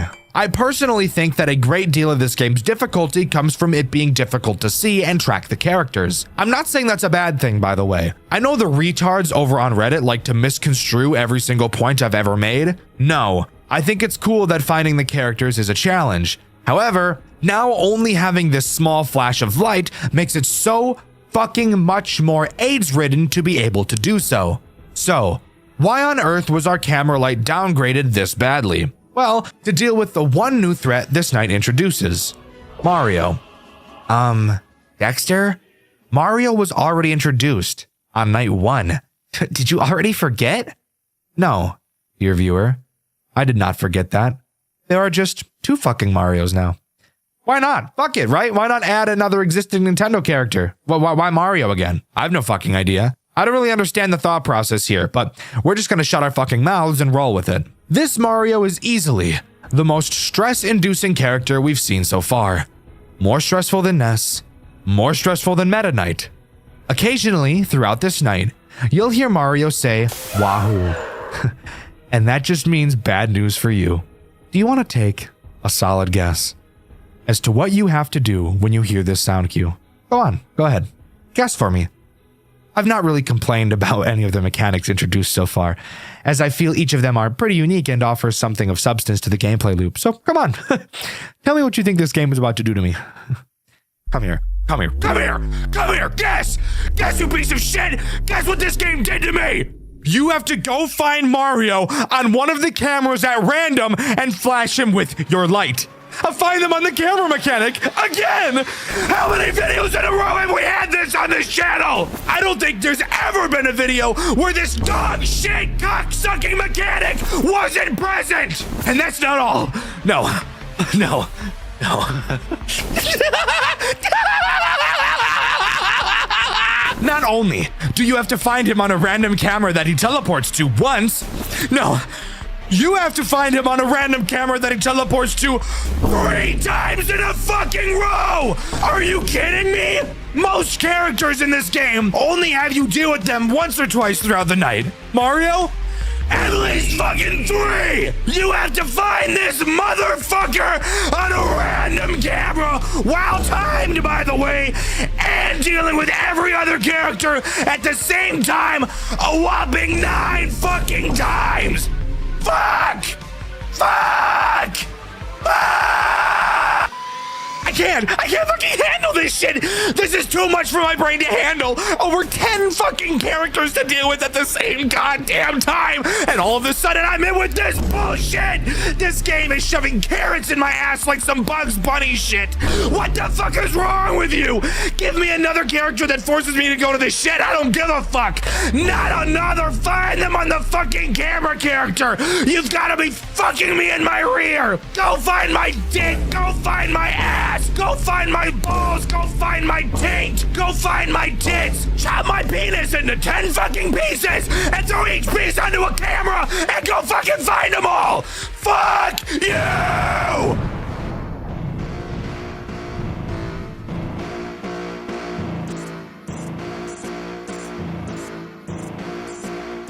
Nintendo, no, you ain't gonna stop me when I get it going. I ain't gonna slow, no, curtains ain't closing. Pouring all the salt, keep the insults flowing. Light up all the incense, come before the storm. Gather in the Smash Bros army like a swarm. Find them on the cameras, nothing but the norm. Cause another crash out, dog, I'm getting bored. Said, dog, I'm getting bored with you. I'm warning you, you don't really wanna start another war, do you? I don't know who's been around here misinforming you. When you fuck with Dxtr, what the horns pouring at you? Up first, Mario is on the chopping block. The fat fuck plumber getting nothing on his cock. His bitch is locked up with a lizard, dropping cheeks on his rock hard fucking penis round the clock. God damn, it's fucking embarrassing. Her hair's in a bun and he's burying himself in her and she's having fun and he's getting his cum and her, sending videos of him fucking her. Check your messages and see. I'll get her home when I'm done with her. Daisy's with him too, Luigi don't know the truth. He's staring at the video, skin white like King Boo. Does he dare to check another? No, it ain't true. Check your Snapchat, bro, she's saying he's bigger than you. Damn! Hot tub, bitch, I've been locked in. Unlike Samus and that other bitch, Mega Man. Link on my shit, I could knock you with both hands. Make your head spin, do a dance on your can. Pikachu, flash a light at Pikachu. You behind the fence, I charge it up and thunderbolt you. Now you're fried up, but we still got another hoe to boot. Star Fox turn, flash, epilepsy. Ooh! You get a seizure, Kirby in my heater. Blast his ass into the fucking ether. Samus back, her ass so fat I need her. Call her lowest way, she gripped my Peter.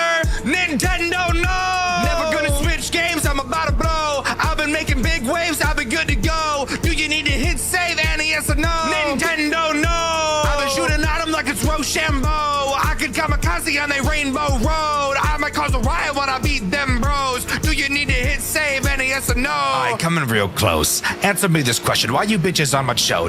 Ness is looking at me, licking lips, don't want it though. Gotta flip the fuse box, keep this on the low. Alright, look, I don't know why you're doing this shit. I'm just trying to do my job and you keep riding on my dick. If it was Samus, that'd be fine, but it be everybody watching trying to make it through the week, but you keep stretching out the time. Like my asshole, keep on pulling me in with a lasso. Ride me like a cowboy in the desert in El Paso. Friday come along and met a night beyond me bed, and matter of fact, he spanked me with a paddle, made my ass rattle. Put a saddle on me, hit me with a rowel, then he growl in the locker rooms. He hit me with a towel, then he plowing on my shit. I'm doing tricks up on a stick. I did the splits contortionist aboard that flip me over, slide me, bend me over backwards. Nintendo, no! Never gonna switch games, I'm about to blow. I've been making big waves, I've been good to go. Do you need to hit save, Annie, yes or no? Nintendo, no! I've been shooting at him like it's Rochambeau. I could kamikaze on the Rainbow Road. I might cause a riot when I beat them bros. Do you need to hit save, Annie, yes or no?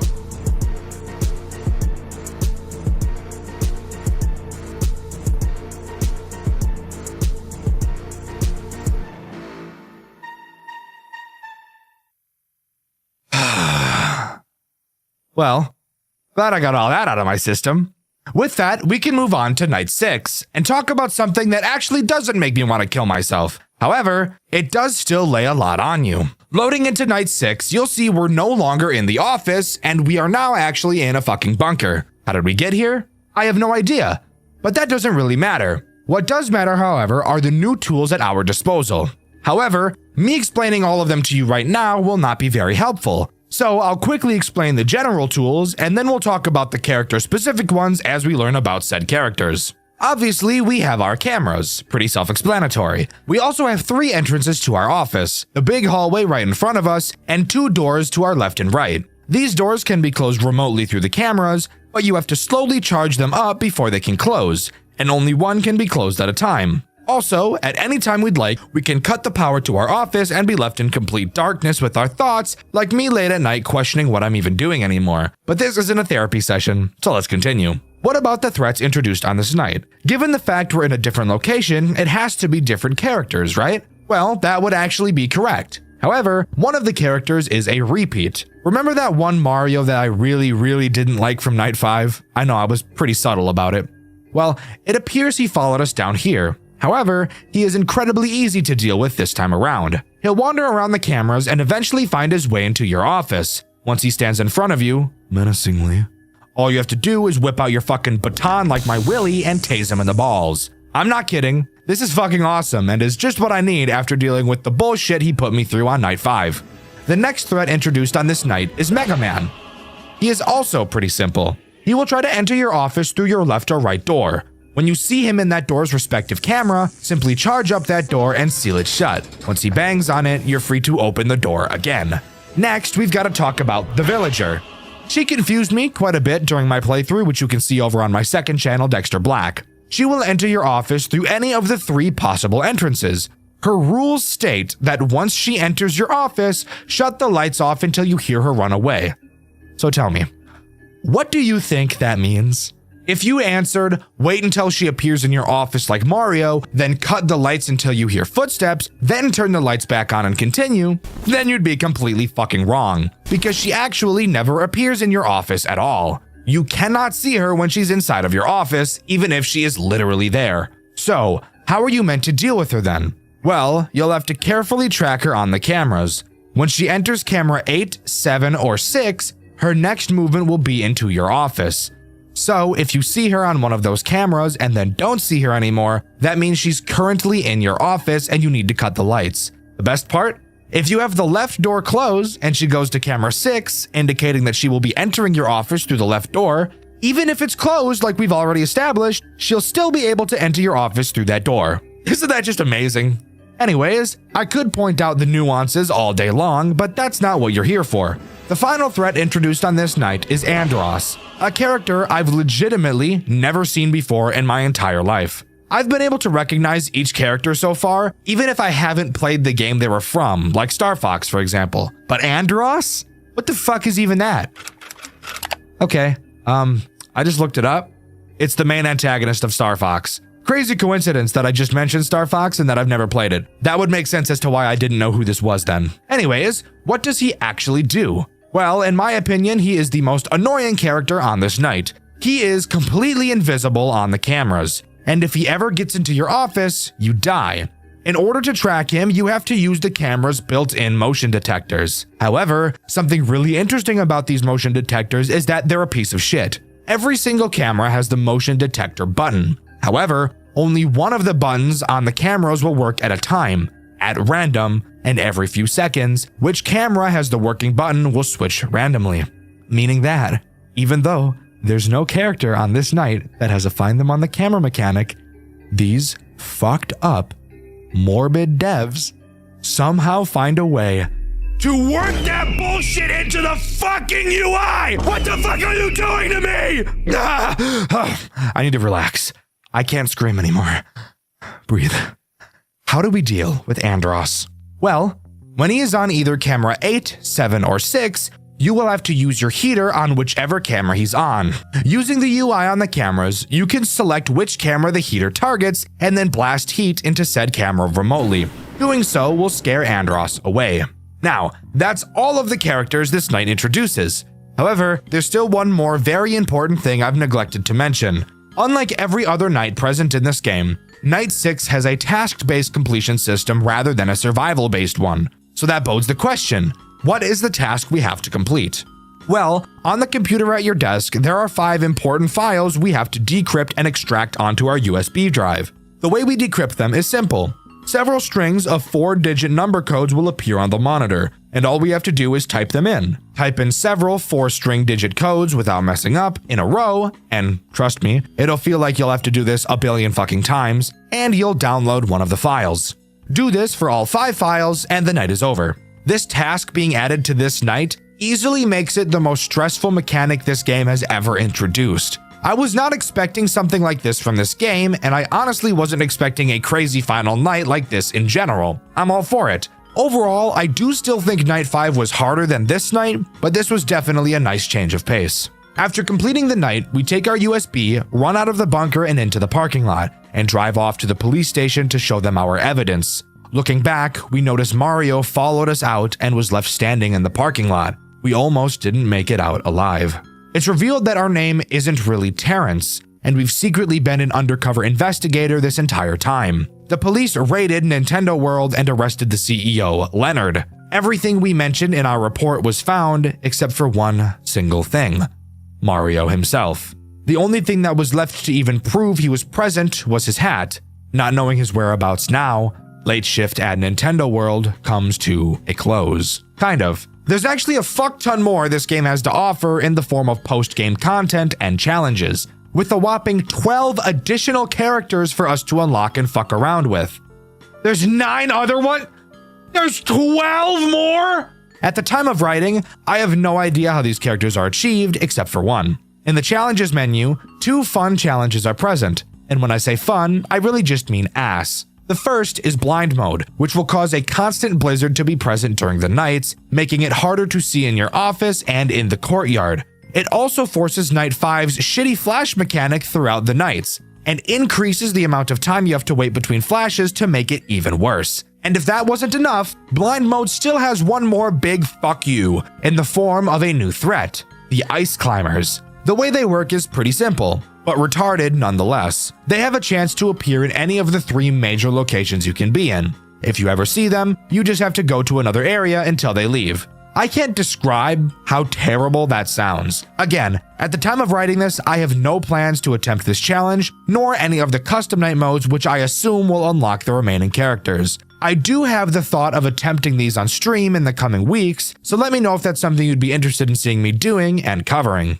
Overall, I think Late Shift at Nintendo World is actually amazing. While I did find a lot of the characters annoying and stressful, the overall gameplay loop is very satisfying to nail down and will leave you feeling like a badass as you complete it. Yes, the entire game is just an asset dump, but you can't deny the crazy amount of effort and care put into it, and that's something I can always appreciate. What is your favorite Roblox game? Don't answer that. I don't want to see any comments saying Forsaken, that game is terrible. Let me be more specific. What is your favorite Roblox FNAF game? Maybe you say FNAF 2 Reimagined. Maybe you say dog watching. Well, I personally have found a new FNAF Roblox series that we could add to the conversation. Today, we'll be talking about Five Nights at Marcus, a series many of you may have never heard about. However, with 3 games being in the series, I'm willing to bet you've heard of the third. It's just a little game that goes by the name of Far From Land. Yeah.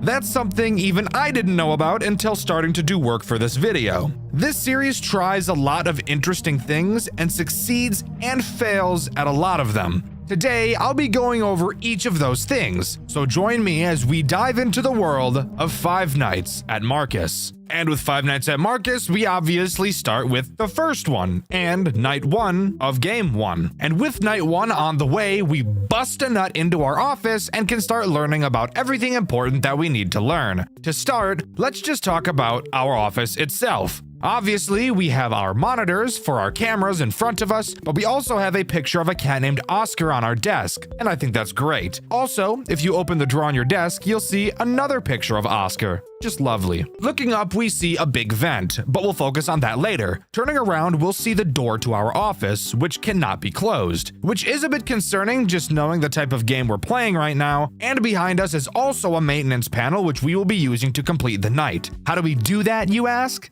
Great question. On this maintenance panel, you will see several tasks we have to complete.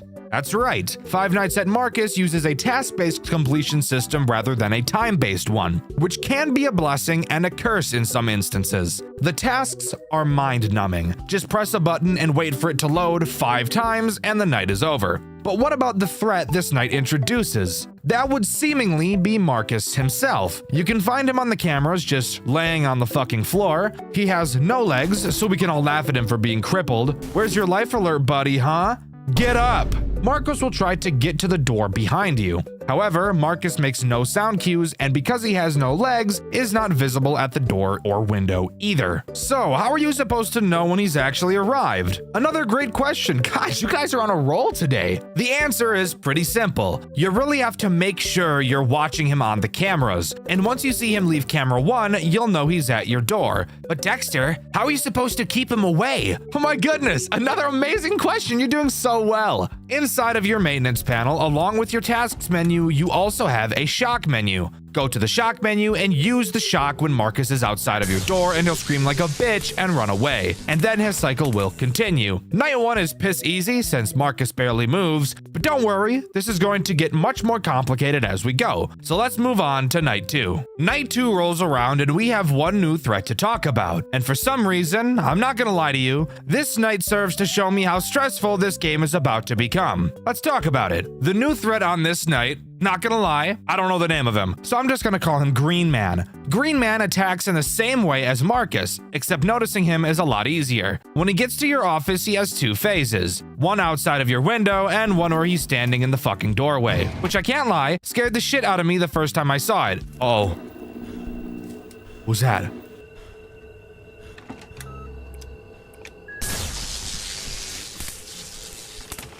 I didn't like that. No, I fucking didn't. What the fuck was that about? Which you can see in my full playthrough over on my second channel, Dxtr Black. Exact same thing as Marcus here. Whenever you see him in your hallway or at your door, shock his ass and he'll reset.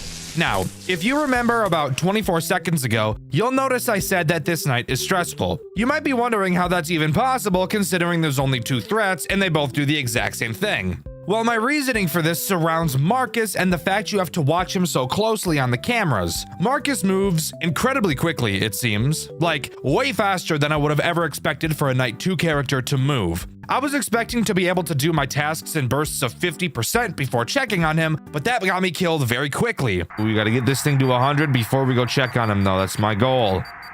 We gotta get you to 100, bro. Perfect. Fuck me in my ass. Okay, well, I didn't expect you to be that quick. He was a quick guy. Then I decided to do them in bursts of 25%, and that was working up until the point in the night where Green Man starts moving. Then I had to start doing my tasks in bursts of 10%, and even that felt like I was cutting it down to the wire with time management. And now, here's the really weird part. Throughout the first half of the night, Marcus was moving at the speed of sound. The moment Green Man activates, Marcus sits in his final camera for the rest of the night, without moving. And this is so stressful for exactly the reason you think it is. With Marcus in his last camera, it only takes him one more movement opportunity to reach the office, which means I'm on edge the whole night, constantly checking to make sure he doesn't move. Because he's been stationary for so long, I'm thinking, there's no way he's not gonna move. He's going to anytime now, except nope. He never fucking moved, just sitting there like a dick, scaring the shit out of me. Whatever. On to night 3. With night 3 coming along, so does another threat we get to talk about. And in all honesty, this threat doesn't make the game much harder, but Marcus 100% does. The threat introduced on this night is once again someone I don't know the name of, so I'm going to be calling him Vent Guy. And I'm guessing purely by saying his name, you can already guess what this guy is going to do. That's right, the exact same thing as Marcus. No, I'm not kidding. Vent Guy will attack your vents, and he actually has 2 different means of attacking you. The first will have him do exactly what Green Man does. He'll go through vent 1 and show up outside of your office. When he does, all you have to do is go to the shock menu on your maintenance panel and shock the vent. His second form of attack will have him attack the vent directly above your head, or vent 2. When you see him in this vent, for some reason, you don't shock the vent. This time around, you have to give him the Withered Foxy treatment and flash your light at him several times to make him go away. Turns out he's epileptic, and there's nothing I enjoy more than giving epileptic people seizures. Also, quick side tangent, I feel like it'd be hard to drive with epilepsy. And who knows, maybe you can't. There have been times where I'm driving on the highway, and on the sides of the road they have the little bumper things to prevent people from flying off the road, but these little bumper things have several support beams holding them in the ground, so when you're driving during the sunset, oftentimes the sun will line up with those fucking support beams and proceed to strobe me for the next 6 miles on the fucking road. Anyways, let's keep talking about the Five Nights at Freddy's game, shall we? Again, Vent Guy isn't really that big of an issue.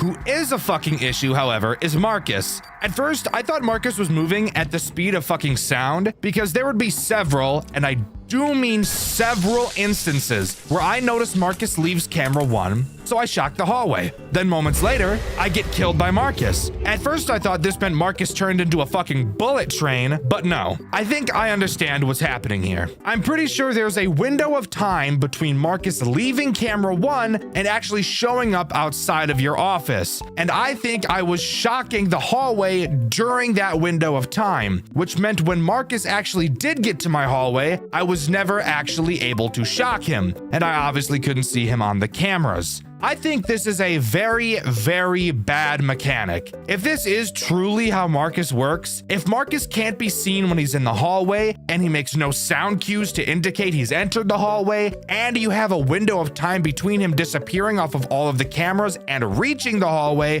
and your shock cooldown is very long, this brings up a very obvious problem of literally never being able to time Marcus properly and consistently. What needs to happen is when Marcus leaves camera 1, that means he is instantly in your hallway. What ended up happening constantly during my playthrough, which you can see over on my second channel, Dxtr Black, is I would see Marcus leave camera 1, so I'd shock the hallway. Then I'd check camera 4 to see if he'd been reset. When I saw he hadn't, I'd rush back to the maintenance panel and spam the shock button, which was always still charging at this point. Shock the hallway a second time, and only then would I see that Marcus would reset. This is very bad. One of the only flaws I've noticed with this game so far. This is not fun. This is not challenging. This is not innovative. This is just bad game design. And if the devs are looking for anything to change about this game, this is 100% the thing to change. But with that, we can move on to night 4. All right, recording Dxtr here.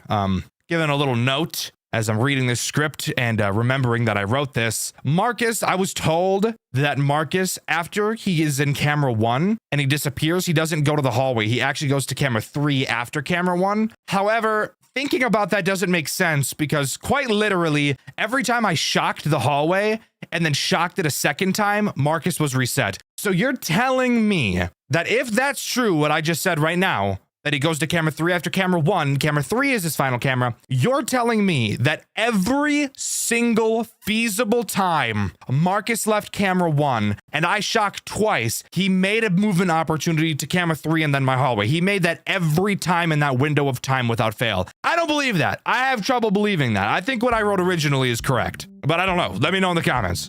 Guys, I've got some great news for you. After a long time of waiting, the Skags plushie is finally live. I've been working with Makeshift to make the perfect Skaggs plushie possible, and I think he's turned out perfect. We obviously talk a lot about Five Nights at Freddy's on this channel, so I figured it'd be great to make him in the exact style as the FNAF plushies, which means he'll easily be able to sit on your desk or shelf without falling over. You guys made this possible. I could have never done this without you. To everyone who supported the petition a few months back, thank you guys so much. But you guys have to be fast, as Skaggs is only around for a limited time. Once this campaign is over, he'll be gone forever, so you really don't want to miss out. This is hands down the coolest thing that has ever happened to me as a YouTuber, and I never thought 2 years ago when I started this channel that it would get me this far in life. Thank you guys so much. I really appreciate every single one of you. You guys have made my dreams come true, and this is one small way I can celebrate that. So go get yourself a Skaggs plushie before time runs out. He's the perfect gift for anyone who likes stuffed animals, and I guarantee if you put this guy in your bed, the Huzz are gonna flock to you like birds. So that's always a plus too. Thank you guys so much for all the support, and thank you to Makeshift for making this plushie with me and putting up with my constant tweaks to make sure that Skaggs is as perfect as he is. Sorry for interrupting. Let's get back to the video. Night 4 rolls around, and with it, another threat is introduced. Once again, the name of this character is currently unknown to me, so I'm going to be calling him Screen Guy. Obviously, as I'm sure you could have already seen, there are 6 screens on our desk, and so far we've only ever used one of them. Well, Screen Guy is here to change that. Throughout the night, at random, he has a chance to appear on any of the non-camera screens. He'll make a subtle sound cue when he appears, and all you have to do is click the monitor he occupies and he'll go away. Incredibly basic character, not really much to worry about. Something about this night I want to mention is 2 things that I learned. The first being that Green Man's name is Shut. I personally prefer Green Man, if I'm being honest. The second thing I learned while playing Night 4 is that as long as your maintenance panel is down, no matter which of the 2 screens you have selected, you will still do your task. Okay, let's just pump this up to 40. And now we'll shock. Oh, wait, it's still going. Well, isn't that just the best thing you've ever seen in your life? I didn't know it was gonna do all that now. Which means if I notice Marcus has left, now that I know I basically have to shock him twice to properly time it, I can start on my task, flip to the shock panel, and while I take a billion years shocking him twice, the task I selected will still be performed the entire time. I'm sure this was probably obvious to most people, but shut up, I just figured it out now. Anyways, on a Night 5, since there wasn't a whole lot to go over this time. Once again, Night 5 introduces nothing new and just goes about being a harder version of Night 4. While a little boring, there's nothing wrong with that. It is the first game in the series after all. However, there is something interesting to talk about. But before I talk about it, I want to mention the names of the characters I've failed to mention so far. Vent Guy's name is officially Dahomey. Yes, I'm serious. What a silly name. I personally prefer Vent Guy, I'm not gonna lie. And then the weird monitor guy's name is officially Shadow Marcus, which, by the way, I didn't mention this. If you ever don't click his monitor in time, he'll just appear behind you and disable your maintenance panel, ensuring that you will die. Anyways, on to that interesting thing I mentioned about 20 seconds ago. After completing Night 5, the game doesn't just end like I expected it to. Instead, we get this cutscene.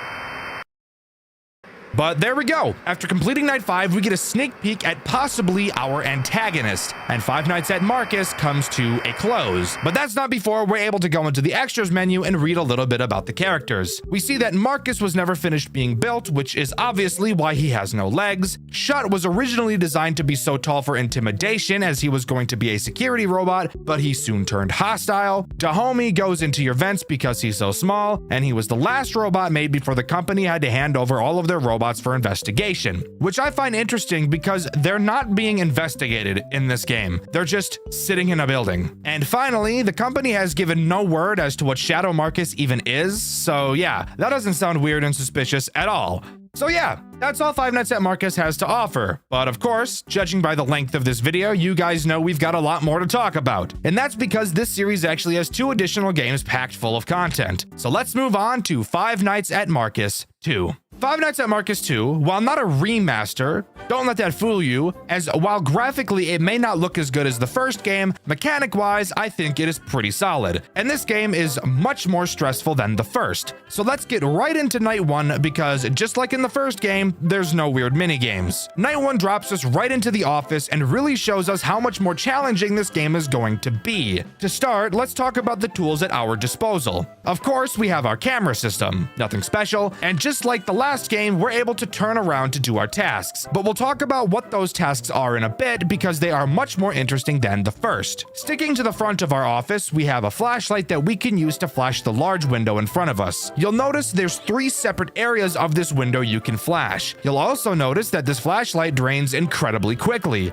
like really fast. So what do we do about that? While looking at the front of the office, you can flip down your maintenance panel in order to repair things or shock things. If your flashlight goes dead, simply repair it and it'll fill right back up. Nothing crazy. Now, let's move on to talking about the task-based system this game has, and why it's much more stressful than the first. To start, this time around, we're not just pressing a button and playing the waiting game. This time, it's actually something we have to pay attention to. We will receive several shipping containers throughout the night. When they arrive, we must scan them, which takes a while, and when they're scanned, we'll get some information about them on the left side of the screen. The information predetermined on the right side of the screen is what should be inside of the shipping container. If both sides match, we accept it. If they don't, we deny it. Every time we do this successfully, we gain a point, and if we fuck up 5 times, we lose. Fucking up is pretty hard, but once these nights start to get more and more stressful, it will become apparent how messing this up could be easy. Do this 12 times and the night is complete. But of course, we all know it's not just that simple, as of course we do have other threats to deal with at the same time. Just like in the first game, Marcus himself is the only character introduced on Night 1, and he is very simple. Even more simple than in the first game. However, he does drain a precious resource far more than any other character does. Marcus will move through the cameras to get to your window. Luckily, this time you'll actually be able to see him when he's at it. And when he is, all you have to do is spam your flashlight at him and he'll reset. But of course, with the flashlight draining so quickly, dealing with Marcus is not something you're going to want to be doing very often, as repairing the flashlight can take a hefty amount of time when you really don't have it. Plus, we'll need to use that flashlight to deal with the other threats that get introduced later, but for now, Marcus is all we have, so beating this night should be easy and we can move on to Night 2. Night 2 honestly does way more than I expected it to, and is where I learned that this game has quite a few more characters than the first. So let's not waste any time and talk about the first threat this night introduces, Shut. Returning from the first game like Marcus, Shut plays a role in introducing a very important mechanic into the game, that being your shock system. Inside of your maintenance panel where you repair your flashlight, you'll notice a shock button at the bottom. Switching to the shock screen, you'll see you can shock either the vent or the office. Shut will slowly make his way to your office, and fun fact, whenever a character reaches camera 5, which is the camera right before they show up in your window, they will actually make a sound cue as you'll be able to hear them walking, which is very nice. When Shut shows up at your window, shock your office and he'll go away, wherein you'll then have to wait for the office shock to recharge. Not so bad.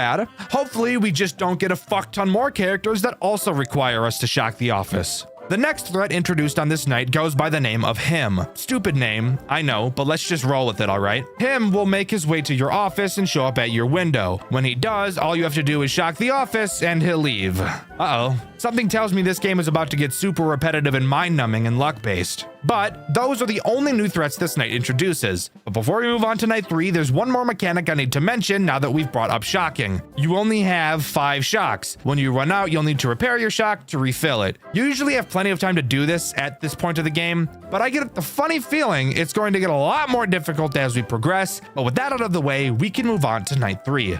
Night 3 only adds one new threat, and the way the game made him sound made me think he was going to be interesting. What are the animatronics? Take a shortcut through the vents to your office. Make sure you flash. What? 17? but I was sorely mistaken. This night introduces Vent Boy again. I already forgot his name, and I don't feel like checking again because I remember that it was something really stupid. Vent Boy does pretty much the exact same thing that he does in the first game, yet they somehow managed to make him more boring. Vent Boy obviously travels through your vents. When he makes it to your window, you'll see him directly in front of you. Unlike the original, where you have to shock the vent, this time around, you just treat him like Marcus and flash him a bunch of times until he leaves. Very boring. I don't know why they didn't make him a vent shot character, that just makes sense. It's also at this point of the video where I want to mention a pretty glaring flaw that this game has, and I'm sure you might have already caught on. There is so far no reason to ever check your cameras throughout this game, and in fact, even the sound cues aren't necessary, as you could pretty easily beat what we've talked about so far with the game muted. Here's what the strategy boils down to right now. Start the night and immediately start working on tasks. Every time you send a container, turn around and very quickly flash the 3 sections of the window to waste as little flashlight power as possible. If you don't see anyone, do your next task. If you do see someone, deal with them. If it's a shock character, shock them and then repair your flashlight before turning around and working on the next container. The only time you won't repair your light here is if you need to repair your shock instead. Repeat this 17 times for night 3 and you have it completed. Is this night hard? No. Do all of the characters make you feel intimidated? No. Why?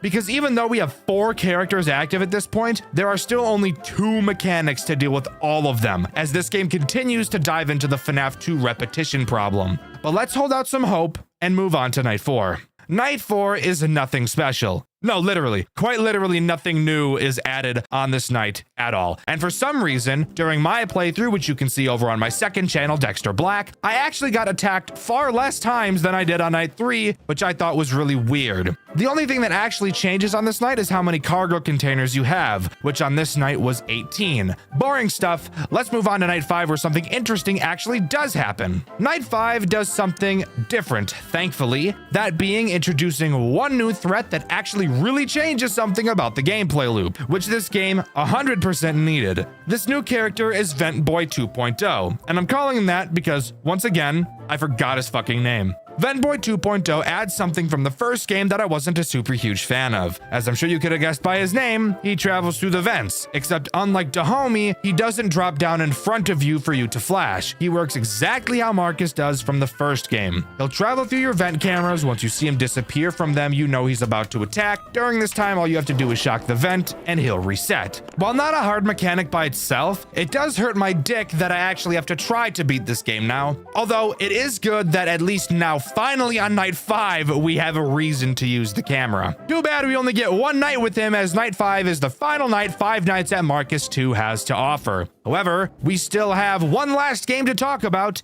and it's not called 5 Nights at Marcus 3. I actually didn't even know that the next game we'll be talking about was even a part of this series, that game in question being Far From Land. So let's jump right into that. Far From Land starts in a very interesting way. Unlike both of the 5 Nights at Marcus games, Far From Land actually has something other than just night sections, as this game opens to a cutscene about cargo ships that work for Celadon, and go figure, we play as the person driving this cargo ship. And oddly enough, we're referred to as Marcus by the phone guy. Hey, recording Dxtr once again. No, we fucking aren't. We're not called Marcus. I don't know why I fucking wrote that. We're called Malcolm. Guess I'm retarded. Anyways, let's continue. Speaking of the phone guy, he's nothing special on our first voyage in the game. He tells us how to deal with problems, blah, blah, blah. Let me do that for you guys. To start, once again, like the other games, Far From Land is a task-based completion system, which I really like. And this game's task is by far the most interesting and engaging so far. We have to literally just drive the fucking ship. That's the task. While we're piloting the ship, we will be able to see several icebergs in front of us. We will have to steer the ship away from these to avoid crashes. And once we reach a certain point, which is marked on a monitor in front of us, the voyage will be complete. Of course, it's not just as easy as that. We also have a maintenance room to keep track of. The ship we're on is very old and is prone to breaking down. We can check the ship's integrity with one of our monitors, and once it gets too low, the ship will stop moving and sirens will start to blare. At this time, we must go back back to the maintenance room and fix one of a few busted pipes at random. Don't worry about the massive scary vent in front of us. We'll talk about that later. The only other thing for us to talk about on this night is the one threat this game introduces. I'm assuming this character is Shut, just given the fact how large this character really is. On one of our monitors in front of us, we can see a layout of the ship. Unlike every other game so far, we can't actually check the cameras, which is really a good thing since the last two games really didn't have any reason to. Every time a character moves, we will get a signal on this monitor to show us exactly where they are. Obviously, Shut is the only character active on this night, so he's all we have to talk about. Shut, being the most basic of the characters, does the most basic thing. He will wander around the ship until he reaches the hallway directly behind you. You'll be able to hear him when he arrives. Turning around will show him inside of the hallway, but you don't have to do anything at this point. The next time Shut moves, he will be right up next to you, so you need to make sure you're facing the hallway when this happens. As he walks up to you, you'll need to hold your breath so he thinks you're not alive or something. He'll check you out, make sure you're a robot or something, and then he'll turn around and leave, and you can go back to driving the ship. Very simple character, but I do think him getting so close to you is super cool. But that's all the first voyage has to offer. But good news for us, in this game, there's actually something to do after each night instead of just moving on to the next. We have the first post-voyage section where we need to fix up our old bum-ass ship. During this section, we're in an area that's dark as fuck. We're equipped with a flashlight and a checklist. We'll have to find several jerry cans around the map, fix several pipes, shut off the power, and find and replace the fuse of the ship's generator. Then this night will truly be over. Of course, it's not just as simple as that, as there is a threat lurking around. Do I know the name of this character? Just like most other characters introduced in this series, no. But I'm sure I'll find out the more that I play. For now, I'm going to call this character the Puppet because its drawing kinda looks like a discount marionette. The puppet will randomly wander around the ship as we're doing our tasks. This place is dark as fuck, and using our flashlight is essential. Every time we move to a new location, we'll have to pause and listen for the puppet's breathing. Even though it's a fucking robot, it still is loud. When we hear it, we must hold our breath until it leaves, wherein we can then continue our tasks. Very simple overall, but I do think it's really cool they're adding something to do after the main night sections. With that, we can move on to Voyage 2. Voyage 2 is much the same as the first. We've got a slightly longer distance to go and a new threat to talk about. This one being a lot scarier than the last. I want you to take a solid guess whether or not I know the name of this character. Do you think I do? What's that? You think I know the name of this character? Well, you haven't been watching this video then because I have no fucking idea what this thing is called, so I'm gonna be calling him Water Guy. Hey, recording Dxtr here, once again, I'm back. Apparently this is fucking Marcus. Does it look like Marcus? No, but it's Marcus. Water Guy uses a mechanic that has to do with water, if you couldn't have guessed based on how I named him. One of the monitors on the panel in front of us shows off our water integrity. This is basically just explaining how much water the ship is currently storing. Pulling the lever next to it will increase how much water is stored if it ever decreases. But that brings up the question of how it decreases. Well, that's where Water Guy comes into play. Just like Shut, he will make his way to where we are. However, he uses a different entrance. If you turn to where Shut attacks and then turn left, you'll see a new door. This door has no light and there's no way to see into the doorway. I'm sure you can see where this might be going. And you'd be right. You will not be able to see Water Guy when he's in the door. And with no cameras, how are you supposed to track him? Well, that's where that trusty motion detector comes into play. When you see that he's near the entrance, quickly whip around to that doorway and pull a yellow lever that releases a sprinkler system into the doorway for some reason. Not really sure why this is here, but it is. When you do, you'll see Water Guy spark, since you know he's a robot and they don't really fuck with water and such,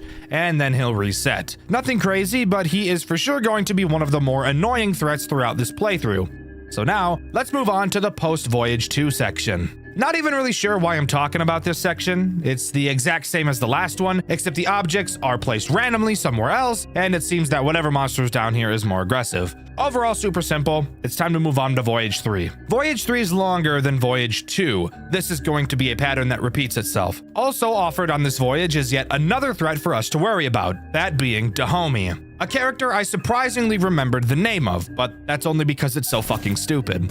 Dahomey, like he is in the other games, is a vent character. And where is the only vent on the ship we can access? That's right, the maintenance room. Luckily, we can track him on the motion detector like the other characters, and when we see him in the vent, all we have to do is whip over to it and hold our flashlight on him until he goes away. Very easy, but it is another character to drag us away from the task that continues to get longer and longer each night, but that's all this voyage adds. Moving on to the post-voyage section, which is actually something different this time. Instead of inspecting the top deck, this time we're inspecting the bottom deck. In it, we have another plethora of tasks, such as fixing leaky pipes, replacing fire extinguishers, rearranging pipes, and finally refueling the ship. All of these tasks are pretty simple. However, there is one threat looming over our heads, quite literally the entire time. That being the puppet-looking thing again. Hey, recording Dxtr again. This is a different fucking puppet. I don't know its name, but it's a different one. Occasionally, while we're walking around the lower deck, he'll drop down from a vent in the ceiling.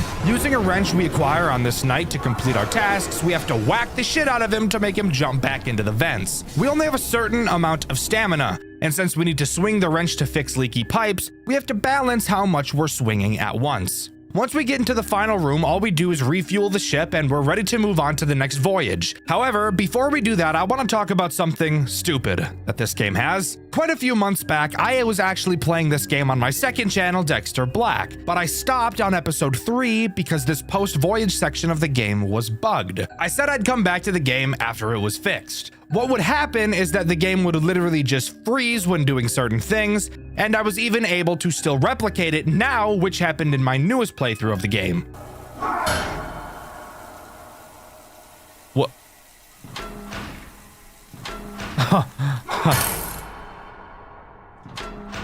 See, look, I already broke the game.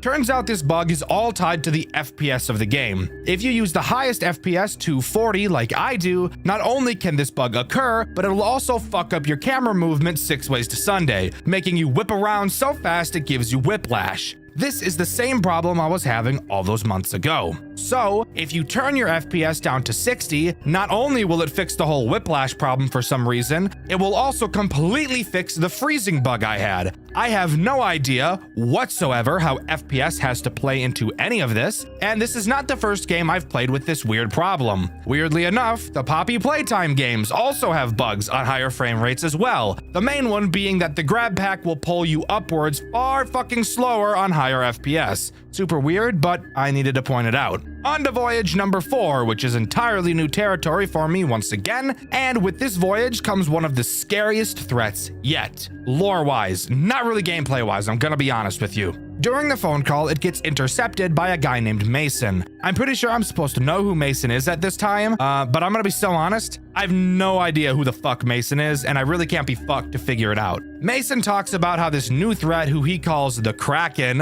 has gotten on the ship and that it's very dangerous. Apparently, this robot is what the company doesn't want anyone knowing about, and we're completely alone on this massive ship with it. The Kraken's mechanic is pretty interesting, but I think it could have been done a lot better. The Kraken can be seen on the front of the ship through your window while you're driving. By holding shift, you could cause the horn of the ship to go off whenever you see the Kraken, blow the horn like the hose do, and he'll go away. When your horn integrity runs out, all you have to do is go to the maintenance room and fix a pipe, which will then fix your horn. I don't really know how that makes any sense, but don't question it. That's just what we have to do. The Kraken does have another mechanic, although I personally never saw it. The Kraken has a chance to enter your maintenance room. If you ever see him in there, just turn around and that's literally it.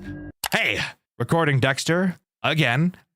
This isn't the Kraken that does this in the maintenance room. It's another fucking character I don't know the name of, but yeah, no, he was just never mentioned by a phone guy. It's just fucked me, I guess. Overall, I think the Kraken could be a cool mechanic. He kind of hides like he knows you're looking for him, but he always hides in the same spot. I think it would be a lot cooler and a lot more interesting if the Kraken had several hiding spots throughout the front of the ship that he'd hide in at random. Doing this would not only make the gameplay loop more interesting, but also keep the player on their toes throughout the entire voyage. Now, moving on to the post-voyage section. Spoiler alert, it's exactly the same as the last one. Doing the same tasks, albeit one of the puzzles is different, but still very simple, and the puppet thing is still trying to turn our guts into soup. Refill the tank at the end of this section of the voyage, and it is over, and we can move on to the 5th voyage. Voyage 5 adds nothing new to the gameplay loop, just being a harder version of Voyage 4, and a lot harder, that is. The characters really ramp up their AI on this night and get a lot more aggressive, which is an oddly nice change of pace. What really gets interesting is this post-voyage cutscene.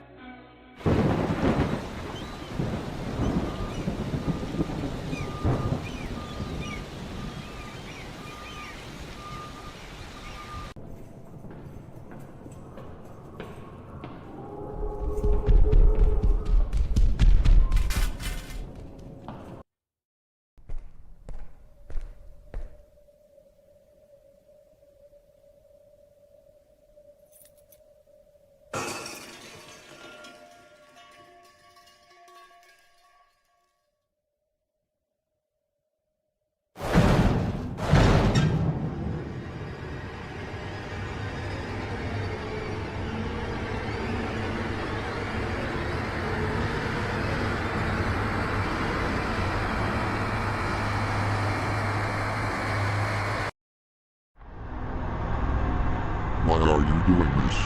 You think you can just take us away and destroy us and leave no trace of us left? I don't want that. I don't want that to happen. You have made a mistake doing this, and you know that. Malcolm, I know everything about you. You are just like everyone else I've killed. Weak. Maybe I know why you are even here to begin with. Is it because of your brother? I know you're hurt, and I know you want to take revenge. But you know deep down that you'll never defeat me. Never come back here. Never tell anyone about this. Or else, you'll have to face me.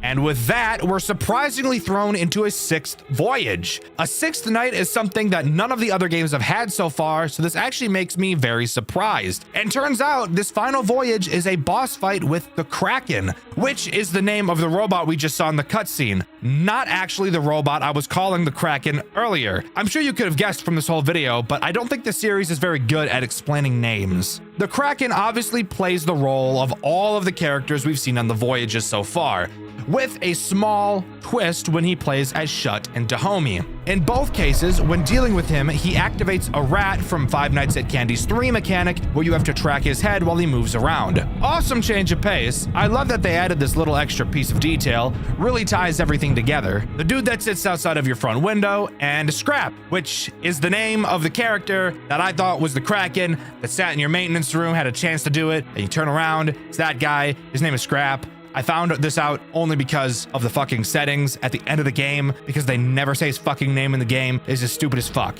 But that's really it. Deal with all of the characters and try to avoid the fact that the Kraken killed a guy and attached his rib cage and head to his own fucked up robot body. Yeah, tell me that's not the most fucked up shit you've ever heard in your life. After completing the voyage, we get one last cutscene where we seemingly willingly drive the ship right into a giant rock to sink the entire thing and destroy ourselves, along with the murder robots that are inside of it. Honestly, a very good decision in my opinion. Really taking one for the team there, Malcolm. I appreciate it, G. But with that, everything is destroyed. We unlock the extras where I learned Dahomey wasn't even Dahomey the entire time I've been calling him the wrong fucking name, and that there are like 7 human characters that have a paragraph of text beneath them, all characters I'm supposed to be familiar with. Spoiler alert, I am not, so I'm just gonna pretend like I never opened the extras menu, and I'll just say that Five Nights at Marcus series comes to a close. Overall, I really think that this is a great series. I think it started off pretty rocky, but overall it's clear you can see a real improvement from one game to another, especially with how amazing Far From Land is. Even though it has one of the stupidest bugs I've ever seen. I just really hate how lore-wise, I literally picked up none of it. Literally 0 pieces throughout my whole playthrough, which you can see over on my second channel, Dxtr Black. Bad fan games. Love them or hate them, you have to admit they can be pretty funny at times.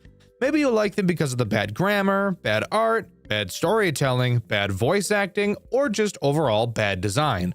Well, if you're interested in that, rest assured the fan game we'll be covering today has a bit of all of those components, and I'm excited to share them with you. The game in question is Mario and Animatronic Horror. Made by 2 devs, it serves to be one of the most atrocious fan games ever designed, but it is, in all honesty, one of my favorites. I should note that this game is technically not possible to obtain legitimately and can only be found through websites like the Wayback Machine. This is because Nintendo is the most greedy, grubby company to ever cross this plane of existence. They DMCA'd this game for copyright infringement because it used their characters. So keep in mind, that means that what we're going to see is legally canonical. So enjoy that information as we go along. With that being said, let's jump into Mario and Animatronic Horror. If you're at all familiar with RPG Maker horror games, then a game called Mario the Music Box might ring a few bells to you.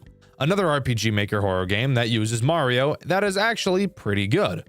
Let me know if you'd like me to cover it sometime in the future. Mario and Animatronic Horror was actually directly inspired by Mario the Music Box, and it definitely shows. However, as I already mentioned, Mario the Music Box is good, and this game, well... Starting the game, we're met to an anime opening for the game. This is where we first noticed that the 3D animations in this game are actually surprisingly pretty solid, and are definitely the best parts of these games. But that's immediately downplayed when you use your ears and notice that the opening music is Panic at the Disco, which they also decided to name incorrectly in the credits, saying Panic on the Disco instead. Panic at the Disco? What is this anime opening? What am I watching? After that masterpiece of an opening finished, we're forced to remember that this is, in fact, a horror game, and we're greeted to an opening cutscene. Mario states that he has voices in his head, canonically revealing that Mario is a schizo. Because of these voices, he decides to get a job at Freddy Fazbear's Pizza. Why does he choose this? I have no fucking idea. And with that, we're tossed right into night 1.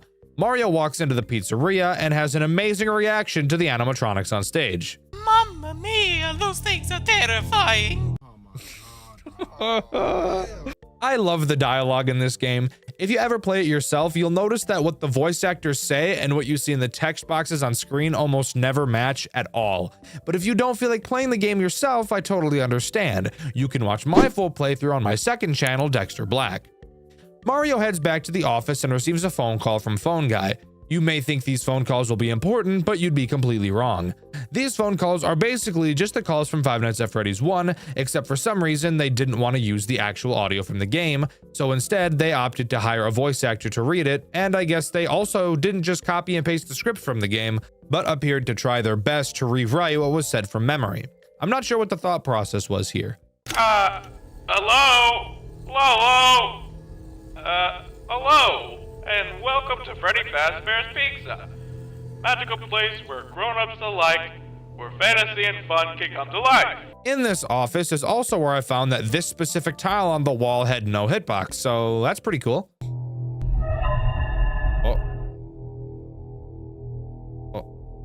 Okay. After the call, Mario is understandably scared from being told that animatronics would try to butt bang him and stuff him in a suit. We cut to a short cutscene from the animatronics who, lucky us, also speak. They talk about how familiar we look. Now, from hearing that, you'd probably think that this would be the same misunderstanding from the actual games, where they think we're William Afton because we're wearing the purple security guard suit.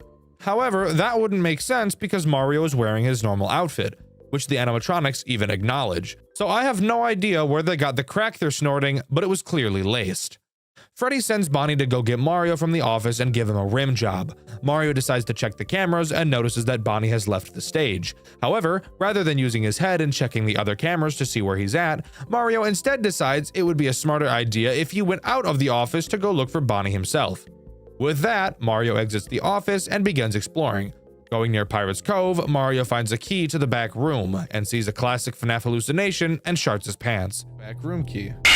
Oh, what the fuck? With the back room key, he uses it to get into the back room. I don't really know what you expected to happen, but I guess it's a good thing I'm here to hold your hand and tell you these obvious things because you're too brainwashed. Here, maybe if I speak your language, you'll better understand me. Skibidi Riz Edge Mario goons on a Gaiac Goblin and gets rizzy with it. You understand me now? Alright, let's keep moving. In the back room, Mario reads a newspaper clipping going over the missing children's case. It's not long, however, before Mario's ADHD kicks in and he gets bored and decides to leave. ADHD? More like ADHD's nuts, am I right? Oh, brother, this guy stinks! Alright. Anyways, when Mario goes to leave, he hears Bonnie approaching, and we get possibly the funniest line delivery I've ever heard in my life. You can't hide from your buddy Bonnie. I'm gonna hug you till you birth.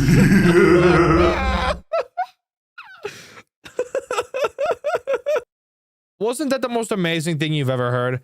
Yeah, I bet it was. Mario figures it'd probably be a good idea to hide, and I would probably agree with him. This is where you get the first of many decisions. When you make a choice, you could get wrong at your possible, and you could possible get killed. When you make a choice, the choice could wrong, and you could possible get killed. Where are you going to hide? You can choose either the closet, under the table, or hiding in the Freddy suit on the table. Now, you may be inclined to hide in the most retarded area on the planet, but I would encourage you to not do that. Hiding in the closet is the correct option, but I guess I'll humor you and I'll tell you what happens if you choose the other two options. Let's start with the suit. If you choose to hide in the suit, Bonnie actually won't find you and will leave, which might lead one to believe they made the right decision. But for those of you who are familiar with the FNAF lore, which I imagine is all of you, you'd know that getting into a suit is a pretty bad idea, because Mario ends up getting stuck and spring locked inside. How'd you get in? Reverse engineer. And you're dead. So good job, buddy. I don't even know why getting inside the suit was an option, given how scared Mario was of getting stuffed inside one. Choosing to hide under the table instead, you would not be surprised to find that Bonnie literally immediately sees you. Because, no shit, that should have been obvious. This is when he grabs you and we get to see another surprisingly good 3D animation, where Bonnie hits us in the dome with his guitar as hard as he can. I found you. Oh, damn! Oh, we're dead as fuck, boy. We're dead as fuck. You might think these animations were just found somewhere and imported into the game, but no. As far as I can tell, these animations are actually original to this game, which is actually pretty damn cool. Of course, the closet is the correct choice, so Mario hides in there like a normal person would. Yeah, being gay is pretty safe. Bonnie begins walking around the back room, and even though we hear his footsteps, we're given the choice to peek out. Of course, Mario chooses not to do that because he isn't stupid, and Bonnie eventually does leave, and Mario re-emerges from the closet. As Mario exits the closet, a rusty crowbar appears out of nowhere on the floor and Mario takes it. Heading back to Pirate's Cove, he uses it to open up a crate. Come on, you stupid crowbar! Inside the crate, he finds the kitchen key. Now, I think we all know where the kitchen is in the first FNAF game location. This game thought it would be funny to actually not put the kitchen there and instead put it right next to Pirate's Cove. Once in the kitchen, Mario finds a family photo. This is where I should mention the lore of this game sort of follows the original FNAF games, but also says, fuck it, I'm gonna do what I want. This photo seems to show off the Afton family, and you already know Mario decides he needs to pocket that bitch. On the back of the picture is a handwritten note from William himself, naming a son called Nick and another called Kyle, spelled K-Y-E-L, which nobody has ever spelled that way. And no, this isn't just a typo. Kyle is spelled like this throughout the entire game. Boring lore garbage about Kyle enjoying scaring Nick, blah blah blah, bite of 83 bullshit, who cares, let's get to the interesting stuff. Finding nothing else, Mario heads back to the office to check the cameras and notices Foxy isn't in Pirate's Cove, moments later checking to see that Foxy is running down the halls. So, Mario does know how to check the other cameras, which means he really did just choose not to check the other cameras to find Bonnie earlier. Here we get a choice to either close the door or hide under the desk. Why the hell would you choose to hide under the desk? Well, it's to see a cool death animation. Oh shit! He slashed my shit up, bro. But obviously we close the door and keep that little bitch out. After almost dying a second time, Mario decides he should leave the office again and continue to look around. So maybe he is an idiot. We head back to Pirate's Cove and find that an arcade machine has randomly appeared. Since Mario is an actual god gamer, you already know he had to pour some hours into whatever game it is we're about to play. Is it Galaga? Pac-Man? Maybe some Donkey Kong Jr.? No, it's actually just a really shitty classic FNAF minigame. I should have figured. In this game, we play as the little baby bitch boy from Five Nights at Freddy's 4, except for some reason his name is Nick, which is just not correct. But whatever. Nick walks into his bedroom and gets absolutely reamed by his brother Kyle, which again, also not his name, but we're just gonna ignore that, I suppose. With the jump scare playing out, the game ends. Mario pretends to be sympathetic for a short moment before forgetting the kid ever existed and walks back to the office where the power then goes out. I could describe to you what happens next, but I think it'd be much funnier if I just let it play out. Well, I guess that's all the rooms. But I never found the chicken. Guess we're fucked. Oh shit. Uh-oh. Uh-oh.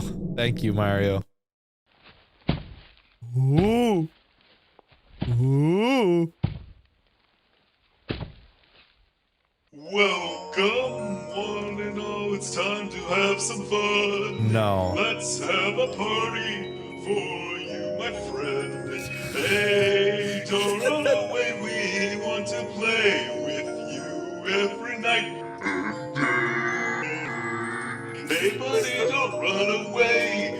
time to play our happiest day. Now you are trapped in nowhere to hide. No other places you can hide. Hey, just sit back and relax. What? You will be nothing but a bloody corpse. Oh. And then you'll be in our tomb.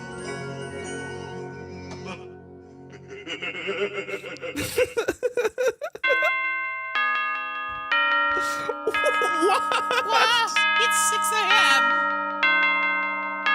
Wasn't that just amazing? You're telling me Beyonce won the Grammy for her shitty country album when this masterpiece existed? God, nobody has any culture anymore. With that, night 1 concludes and we cut straight to night 2 with Mario returning for some reason. Which, by the way, I still really don't know why he's here in the first place. Mario gets back to the office and listens to another useless phone call.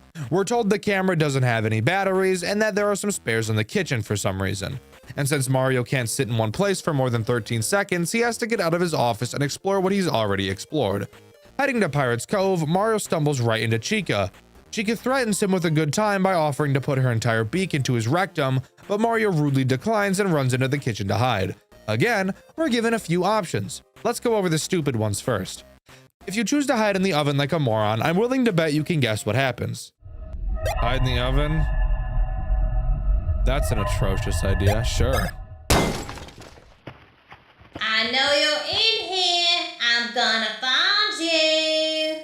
She almost British? That'd make me hate her more. I think she's gone. I don't think she is. Hey, why won't the door open? Come on! What's that smell? You, bro, it's you. Oh no, the oven is on! Oh shit, you're cooked. Ah! That's right, you roast like a pig. Now, if we decide instead to put on our thinking caps like a big boy, we choose to hide under the sink, which is actually not thinking cap behavior now that I think about it, but whatever, because that is the correct option to choose in this case, and I actually don't know if you can even hide anywhere else in the kitchen. After Chica leaves, Mario finds a battery, so he heads back to the office to pop those puppies in the camera, only to find that he needs more. Great. We notice a key to the supply closet on the desk, so we go there to check for more batteries. Lo and behold, we actually find some there, but we also find Bonnie sniffing around for some booty. Upon being groped, Bonnie drops another fire bar. I found you. Time for some fun. I love this game so much.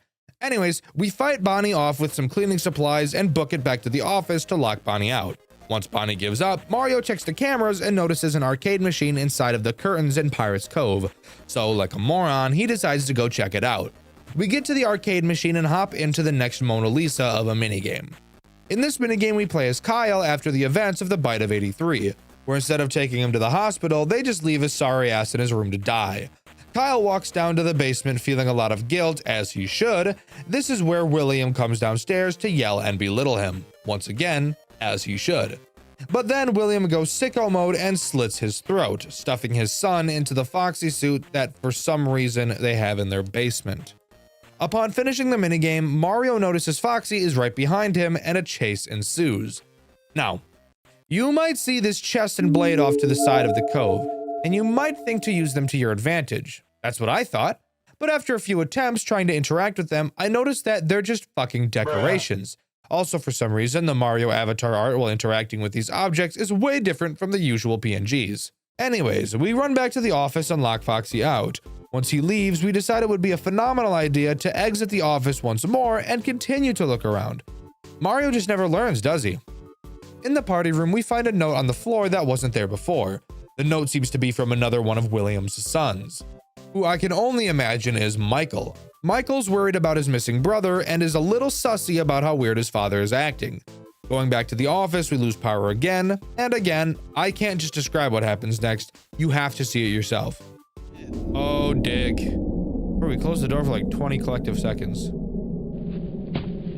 Please don't sing again. Please, dear God, don't.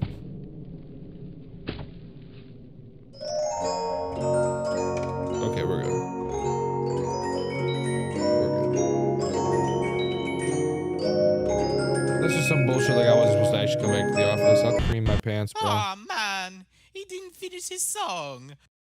I actually really liked it. I was enjoying that. He should have been on American Idol. What? Thanks.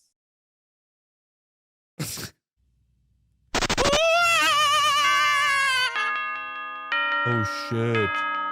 Bro, is he about to get touched? This just might be the best game ever designed. Wasting no time, we jump right into night 3. Phone guy tells us Freddy has been squirting, literally, which like, fucking ew. He tells us it's our job to go to the back room and clean him up, so we head to the back room to do just that. Upon entering, we see Freddy posted up on the table and we're given the option to remove his head, hand, or torso. Choosing to remove his torso, we unsurprisingly find a child's corpse inside. Mario runs to the bathroom like a bitch to vomit, and upon trying to leave, quickly runs back into the stall to hide from Chica, who had just entered. We choose to try and punch Chica, but unfortunately for us, Chica is made out of metal, so she just kills us instead of giving us a blumpkin. Oh, you're dead. Oh, ow, bro, I don't want to eat it. Back the fuck up. Back up, bro. Just shit out my eyes and shit, bro. Fuck off. What you actually have to do is just trip her and run away. Doing exactly that, we run back to the office only to find an arcade machine inside. Okay, let's play it. In this minigame, we play as William as he wrangles up the kids and brutally murders them. William manages to frame his son Michael, but I don't really care. Pretty typical FNAF stuff if I'm being honest. But come on, do we really care about this backstory? Of course not. You're watching this video to learn about the tomfoolery in this game, so let's get back to that.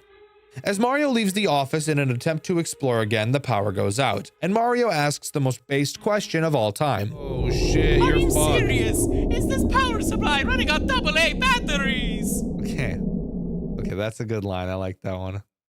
Mario decides he's just gonna leave because this is bullshit. However, while trying to leave, Golden Freddy appears right in front of him and night 3 comes to a close. Night 4 has us playing as Luigi, who goes to the pizzeria in search of Mario. As Luigi goes to the office, he finds William fucking around with some crate. After a bit of back and forth, William tells Luigi he's seen Mario around. He says he'll help Luigi find Mario, but that he has something he needs to do first. Giving Luigi the task of keeping the animatronics distracted, he walks off, telling Luigi not to look in his crate. So the very first thing Luigi does is look in the crate, because he's a little rebel and it is in fact not a phase. Inside is a note from Henry. It just says some stupid shit about not believing Michael is a killer. If you remember, William framed his son for the child murders, whatever, boring ass garbage. I want funny haha lines! Luigi goes to the back room and finds an arcade machine. You shouldn't be surprised by these things anymore. This minigame isn't even a game, it's just sitting there like a dunce while Henry talks to you. If you thought Henry's monologue from Pizzeria Simulator was good, you're not even ready for how top tier this monologue is. And you can listen to the whole thing in my playthrough on my second channel, Dxtr Black. After completing this minigame, a Golden Freddy plush appears on the table of the back room and the power once again goes out and Luigi gets scared like a bitch. The plushie offers to help Luigi find his way around the building and to Mario. Luigi agrees and we play a sister location style game where the plushie tells us which directions to go in and when to stay still if there's an animatronic present. The only difference between sister location in this section, however, is that the plushie in this game talks about 400 times slower than Baby did. What do I need to go to the kitchen for? You will see. So first, go forward. After wandering into the kitchen, Luigi meets the marionette. The marionette talks for about 8 hours straight and basically just says, murder bad, I murder murderers, Mario is near the bathroom, go get him. Oh, and also please free the children's souls. We do exactly that and find Mario in a dark room halfway inside of a suit. We solve a code puzzle that opens the suit, which actually makes no sense whatsoever, but whatever, let's just pretend like it does. The brothers walk out of the bathroom and catch Freddy making out with a toilet.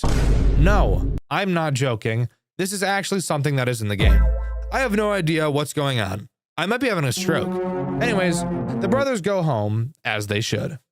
Before starting night 5, we're given the option to go back or not. We obviously choose not to, but psych fucker, that's the wrong option. Luigi's fucking dead. Oh yeah, and Mario's dead too. Watch Fredbear bite his fucking arm off like he's Pennywise and pull him into the fucking void and force him to stare at his brother's corpse until the end of time. Damn. That escalated quickly, didn't it? Yeah, let's just get back to the pizzeria instead and avoid all that. Upon arriving, the brothers hot-bottom to the office to make a game plan. Luigi tells Mario about the promise he made to the marionette, and Mario agrees to help. The brothers go to the kitchen and ask the marionette how they can save the kids' souls. The marionette tells them what they have to do is save each kid. Pretty basic concept. Tee-hee, you'll find shit they like, Lamau. Fetch quest time! To save Chica, we have to go eat the pizza found in the party room and compliment how good it is. That makes the soul of Chica happy, and she gives us a party box and a chest key. Using the chest key, we go to the bathroom and unlock a crate that has Bonnie's guitar inside.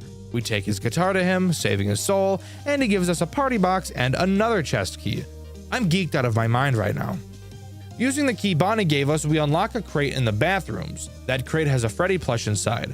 We take the Freddy plush to Freddy in Pirate's Cove, saving his soul, and it gives us another party box.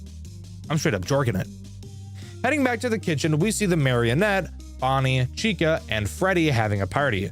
They thank us for the help, but then Foxy shows up.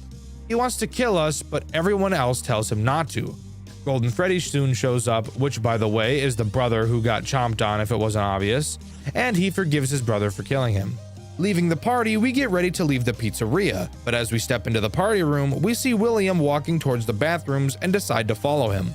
This is the point in the game where we get to see Springlock failure, which is just always a good time, I can't lie. Hide in my suit. Kids, it's me, Spring Bonnie. It's your best pal. Oh shit. Oh, he's fucking dead. Oh damn. After watching the gruesome death, the brothers kick rocks and go back home. And after that, we get the abandoned ending. Oh no. Endings. Let's go! After the credits roll, we're put into the point of view of William inside the Springtrap suit 30 years later. We're given the option to either end the pain or to wait out our time. Choosing End the Pain leads to a monologue from William longer than the Henry monologue we had earlier, which I was dead ass falling asleep during. You can see that in my full playthrough over on my second channel, Dxtr Black. 3 shills in one video? God damn, I'm a menace. Choosing this path leads to Springtrap burning down the establishment and ending his life, giving us the We All Burn ending. If we instead choose to wait our time, we get a teaser for the next game in the series, Mario and Animatronic Horror Fazbear Fright Arc, which, spoiler alert, was never released. And with that, that's all Mario and Animatronic Horror has to offer. There is actually a second game called Mario and Animatronic Horror The Nightmare Begins, which is a direct sequel to this game, but it's only a demo that will almost certainly never be finished after the DMCA takedown request. So I won't be talking about it in this video, but you can watch my full playthrough of the demo on my second channel, Dxtr Black. That's 4 self-plugs in one video. What are you gonna do about it, stinker? But with that being said, I really enjoyed my time playing this game. It's definitely a bad game, but I think it has enough charm to make up for that. There's plenty of unintentionally funny moments in this game that make it hard to be forgotten, and I think people will continue to reminisce about this game for years to come. There's actually a remake of this game being developed, although I'm not sure if progress is still being made on it, but I'll be sure to keep you all posted. In my Dormitibus video, I asked you guys what canceled FNAF fan game you'd like to see completed. My favorite answer was this one by Decimal Heckery, who chose Afton Build, and I couldn't agree more. The demo for this game was incredible, and I really think it could have gone somewhere great, even if it didn't get funded by the Fanverse Initiative. The question of this video is, what's your favorite non-typically formulaic FNAF game and why? With the question of the video being asked, I've been Dxtr, and I'll see you all in the next video. See ya!